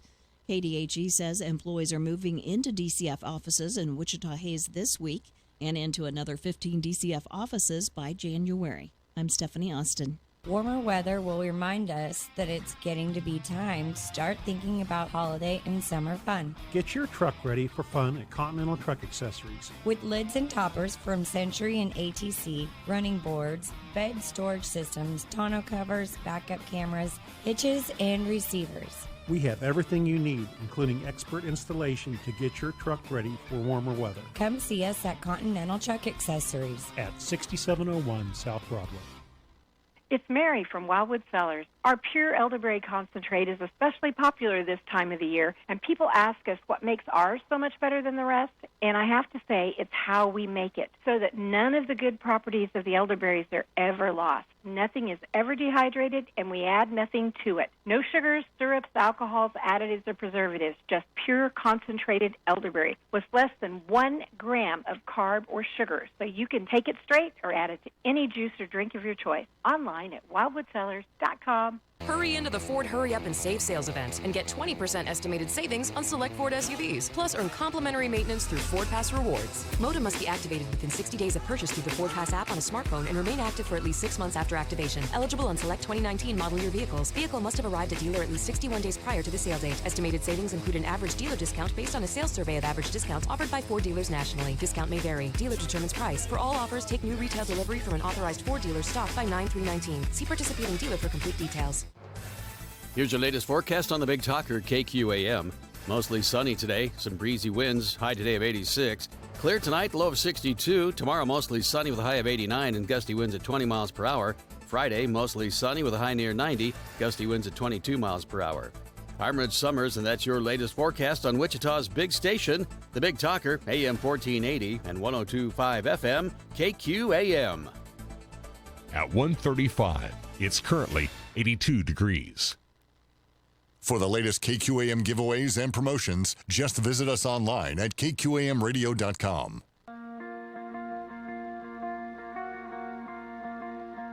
It's time for some common sense, sanity, and reason.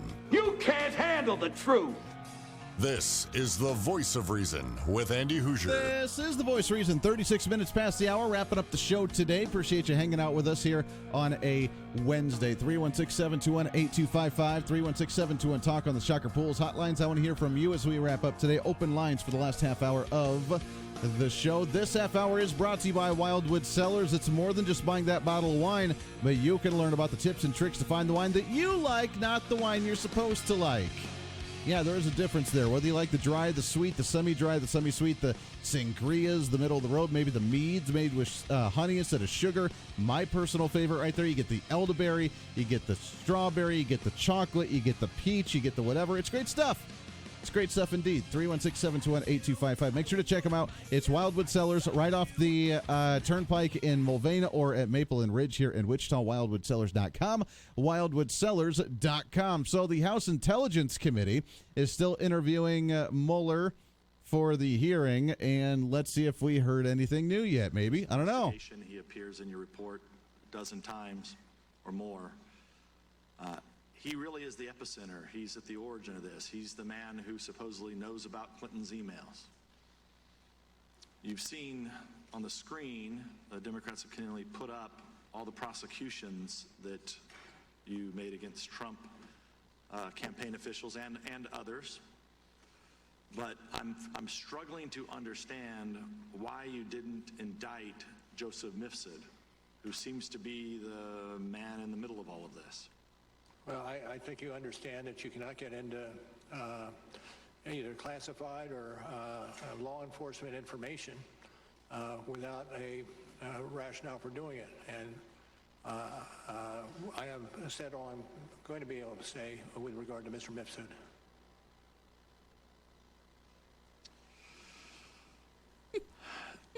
You can see the frustration on their faces. Of Kathleen Kavalek's involvement, that she had met with Ms. Steele, the State Department official? Again, I can't respond to that question. It's outside my jurisdiction. Okay. The Carter Page FISA warrant was re-upped 3 times. The last time it was re-upped was under your watch. So were you in the approval process of that last time that the Carter Page warrant was?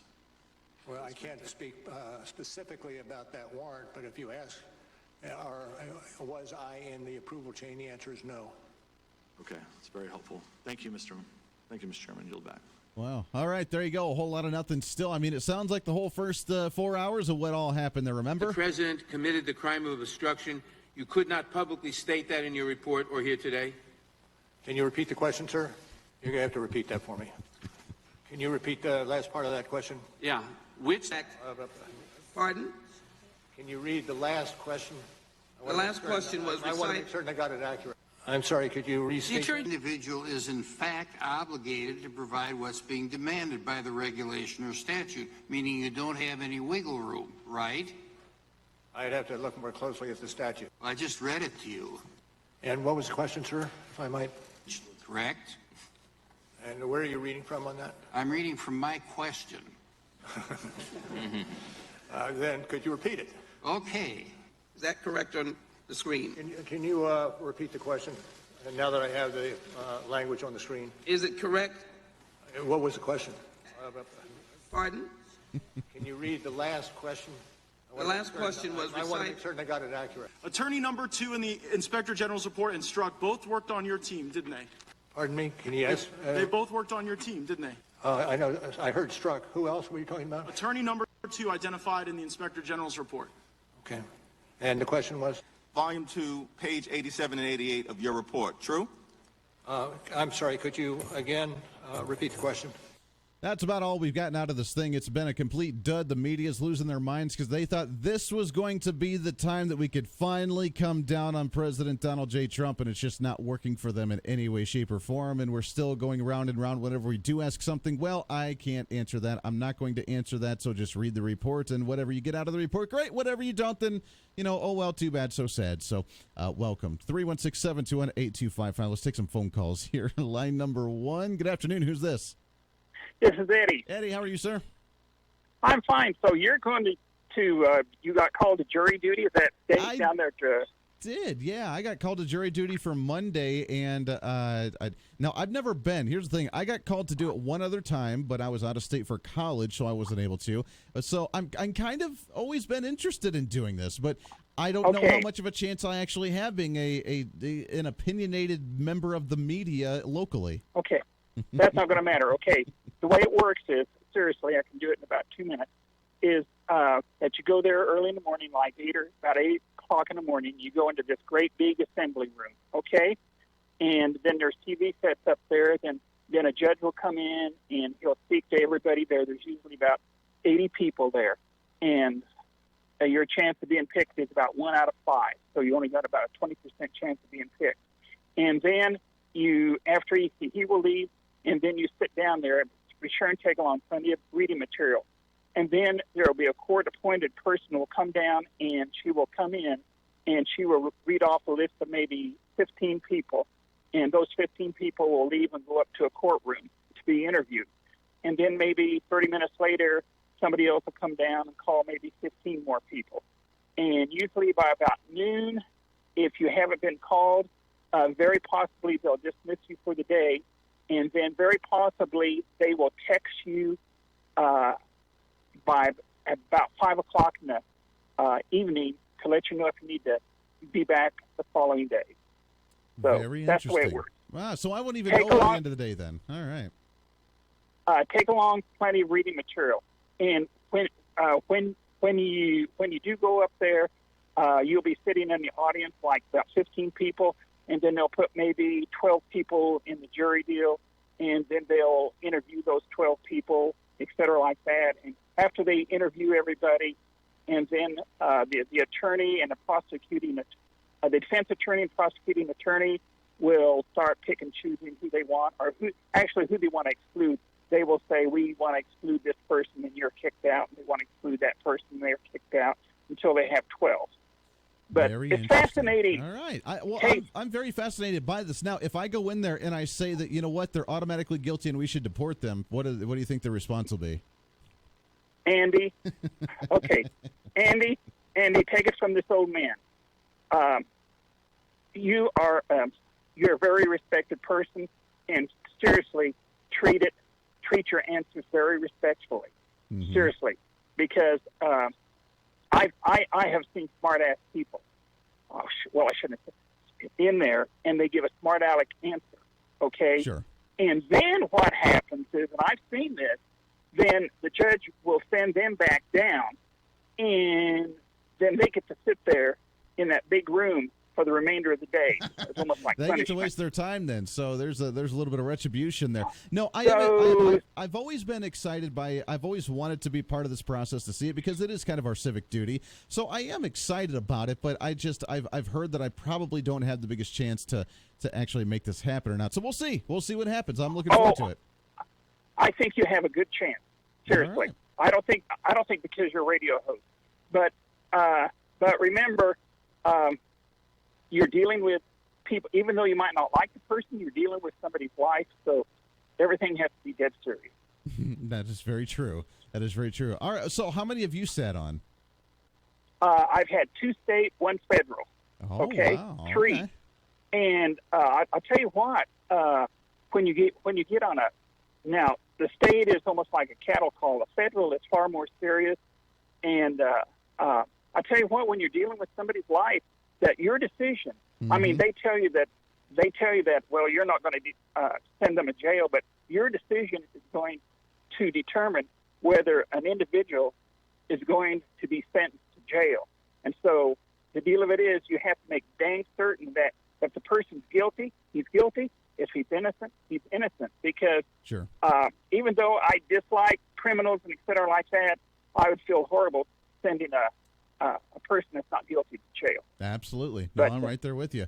Well, good. I am excited about it. I appreciate kind of the breakdown on there so I can look forward to it and prep appropriately. So, Eddie, I appreciate the phone call very much, my friend. Always a pleasure. 316-721-8255. 316-721-TALK. In case you missed it, Senate President Susan Wagle has officially announced her run for the U.S. Senate, and she came out with a YouTube video. Here's what she had to say in her video. There's a lot of ways Kansans describe Susan Wagle. A dedicated wife and mother, a trusted conservative, a successful small business owner, and a government reformer. But maybe the best way to describe Susan Wagle is relentless fighter. I've never been one to sit on the sidelines. When I see an injustice, someone being taken advantage of, or a flawed idea that I know is going to hurt Kansas families, you better believe I'm going to stand up and fight with everything I have. And boy, has she. The first woman to ever serve as head of the Kansas State Senate, Susan has made a real impact, like fighting tirelessly to protect every unborn child Not only has she passed 15 critical pro-life bills, when liberal New York politicians passed an unconscionable late-term abortion law, Susan Weigel didn't let state lines get in the way of making Kansans' disapproval being heard loud and clear all across America. My faith and science tell me that life begins at conception. And whether right here in Kansas or anywhere else, I will always stand up for those who can't stand up for themselves, because every beating heart is a child of God. Susan has also joined President Trump in leading the fight to drain the swamp and end politician corruption and taxpayer abuse that has gone on for far too long. I was appalled at how government contracts were being handed out without any oversight or transparency. That's just plain wrong. So I put an end to it. But Susan Weigel didn't stop there. She also launched a public investigation into how taxpayer money was being misused on excessive salaries, travel, and entertainment. And when it comes to protecting our constitutional rights, our Kansas jobs, and the Kansas agriculture community we depend dearly on, no one is fighting harder than Susan Weigel. Just ask our ranchers and farmers after Susan successfully took on the EPA and their job-killing policies. Just ask the NRA, who awarded Susan an A rating for her staunch Second Amendment support and for helping to pass constitutional carry in Kansas. And Susan didn't just join President Trump in fighting for his critical tax cuts for families. She led the fight in Kansas for lower property taxes and lower business taxes. President Trump is proving that conservative principles like lower taxes, less regulation, and smarter spending is working for hard-working families. And I'm fighting every day to make sure he has an ally for the Trump agenda right here in Kansas. But maybe the most difficult and challenging fight of Susan Weigel's life was the fight she had beating cancer. My family, like many other families, has had our share of healthcare battles. Our battles have instilled in me a strong commitment to provide a healthcare system for all Americans, a system that ensures every family high-quality care, coverage for pre-existing illnesses, and the affordability they deserve. But socialized medicine, which leads to long waits, poor care, lack of choice, and healthcare rationing, is never the answer. With so much on the line for Kansas and America, Susan Weigel is now ready for a new fight, a fight to take on the radical left in Washington and give President Trump the conservative reinforcements he needs. After talking to my family and listening to hard-working taxpayers all across Kansas, and after months of praying for guidance, I've decided to announce that I'm officially a candidate to represent Kansas in the United States Senate. And just like I've always done, I will represent you with honor, work tirelessly on your behalf, and fight every day for our shared Kansas values. Just visit teamweigel.com to join the fight. There Make it is. Susan Weigel Kansas's next United States Senator. There it is, her official video that's on YouTube now. She shared it and officially announced her run for the U.S. Senate. How does that mix up the cards? We knew it was coming, but now it's going to be very interesting as we go further into this cycle. Susan Weigel, she will be joining us on the program tomorrow at 1 p.m. Make sure to not miss that interview here on The Voice of Reason. We'll take a break, wrap up the show today. We have a few other things I want to touch on and a little tease of what's coming up in the next few days as we get more and more candidates here on the show. Looking forward to that. 10 minutes at the top of the hour. This is The Voice of Reason. Stay here. The Voice of Reason with Andy Hoosier. Mixing the livestock, mixing the grains and soybeans. That's the way we're wrapping up Wednesday. Let's check the ag futures markets. Brett Krotz at Schwedeman Incorporated is here with all the information. Good afternoon, Brett. Good afternoon. Well, we ended up seeing a fairly quiet day in the livestock sector. August live cattle 15 lower at 108.90. October up to at 109.90. In the feeder cattle, August up 62 at 142.82. October up 35 at 143.02. In the hog market, the October contract down 95 at 80.85. December down 42 at 79.25. Over in the grain markets, a solid day in the wheat. September Kansas City wheat up 8 at 439.5. December up 6.5 at 455 3/4. In Chicago, the September wheat up 10.5 at 497 3/4. December up 8.5 at 506 3/4. September corn down 1.5 at 424. December down 3/4 cent at 430 3/4. September soybeans up 4 3/4 at 896 1/4. November up 4.5 at 908 1/4, and then December oats down 0.5 cent at 265 3/4. December cotton up 48 points at 64.21. October crude oil down 86 cents at 55.99. October natural gas down 8 cents at 2.22. The August gold up $1.30 at 14.23 even. December silver up 15 cents at 16.75. We've got the September dollar index unchanged at 97.42, and the September Dow Jones futures down 109 at 27,215. And for information on these and the other markets, please call us at Schwieterman Incorporated, 1-800-272-9131.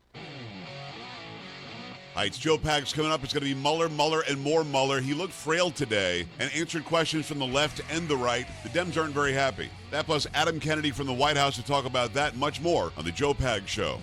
Today at 5 on the Big Talker, 1480 AM and 102.5 FM, KQAM. The Joe Pags Show, weekdays at 5 on the Big Talker, AM 1480 and 102.5 FM. Liberty Mutual Insurance presents. When generic insurance takes hold, one handsome man and one flightless bird are teaming up to save the world. Money. Their message? Liberty Mutual customizes your car insurance so you only pay for what you need. Their mission? Savings. Their relationship? Best friends. Say hello to Liberty Mutual's new spokes team. And Doug. Only pay for what you need at libertymutual.com. Liberty, liberty, liberty, liberty. Underwritten by Liberty Mutual Insurance Company and affiliates. Equal housing insurer. State laws apply. Swing into summer at Wichita Public Golf Courses. It's the best value in town. Find a course for all skill levels, located conveniently throughout the city. Come meet our friendly staff and take advantage of the great deals. You can purchase a season pass to play all city courses at a reduced price. We have passes for singles, couples, and a junior pass. Don't forget, you can host your tournaments with us too. Ready to hit the greens? Just use the Golf Wichita app to schedule your tee time or visit golfwichita.com. This is John Sidoric with JD Aviation Services at the Augusta Airport. There's no doubt that vehicle maintenance is important on the roadways, and proper aircraft maintenance is even more important. Since JD Aviation Services opened its doors, we've received many new customers through recommendations of current customers. So this is your formal invitation to make JD Aviation Services of Augusta your aircraft maintenance partner. Learn more at iflyaugusta.com. Hi, it's Brian Kilmeade. Join me live after your morning news right here on the Big Talker, 1480 AM and 102.5 FM, KQAM.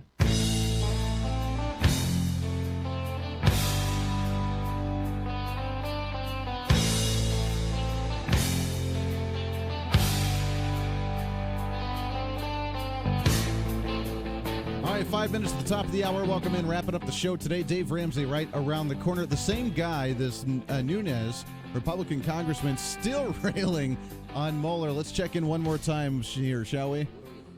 Well, I know you can't. I know you're not. So I know you're not going to join it back up in the ranks. But did you refer? Were you aware that Prince has made these allegations that he was surveilled? He's concerned that there were leaks about this surveillance.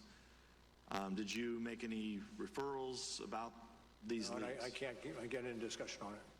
Okay. Also want to, General Flynn, I know you came after the leak of his phone call with the Russian ambassador. Your time at FBI, it would be a major scandal, wouldn't it, for the leak of the National Security Advisor and anyone I can't adopt that hypothesis.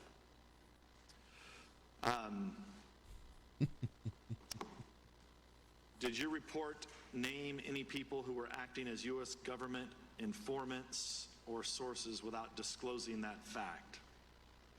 I can't answer that. On Volume 1, page 133 of your report, you state that Konstantin Kilimnik has ties to Russian intelligence. His name came up quite often today, but your report omits to mention that Kilimnik has long-term relationships with U.S. government officials, including our own State Department. I can't get into that. Wow. There you go. There's the whole hearing right there. I'm so glad that you were able to be part of that one for the last 5 hours. As he says, I can't get into that, can't get into that, can't get into that. I don't know what the point of this even is. So it's a waste of time, and everybody I know is extremely frustrated on that level. 316-721-8255. Coming up on the show tomorrow, as we mentioned, Senate President Susan Wagle, candidate for U.S. Senate, will be joining us here on the show to talk about the campaign. We have a few more as well. Mayor candidates that will be joining the show Friday and Tuesday. Again, I'll be off the show on Monday for the jury duty, hopefully not any longer than that, because I got stuff to do when it comes to the show and with different people we need to chat with, and I don't want to move things around there. So hopefully we don't get nominated for this one for that jury duty, but I will be off the show on Monday. Here's something. Tomorrow we'll get into this deeper because we don't have a whole lot of time right now, but it is fascinating. Number one, there's a story that says that students in college are studying less and having higher grades and higher GPAs. Is college too easy?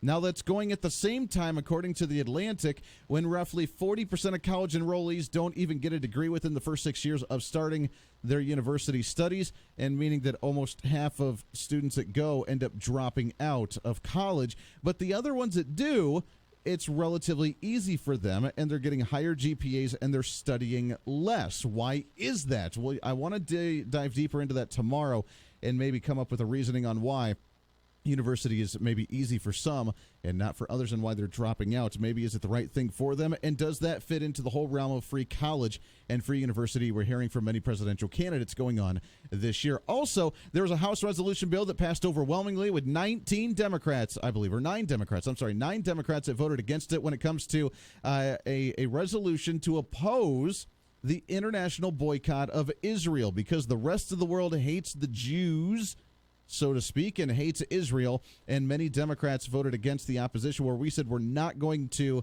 support the boycott. We're actually going to oppose that boycott and embrace our ally that is Israel. Some Democrats in the House of Representatives voting against that, and you can guess which ones they are. So we'll talk about that in a little more in-depth tomorrow as well. Until then, though, it's your show, baby. It's up to you. It's time to speak up, speak out, speak loud, speak proud, speak the truth, and always speak some reason.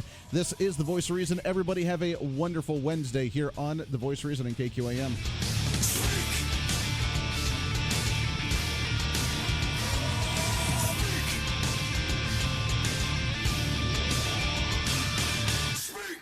Hello, my name is Mark Gietzen, and I'm running for mayor of Wichita. I am a Marine Corps veteran, the owner of Gietzen Aerial Services, the president of the Kansas Republican Assembly, the chairman of the Kansas Coalition for Life, and a strong supporter of the Second Amendment. I love Wichita, and I want to see Wichita prosper and grow. The best way to assure a thriving community is to attract growing businesses, which in turn provide good jobs. The best way to attract and keep great businesses is to limit or reduce the tax burden on them, particularly the city portion of property taxes. I will never raise your taxes.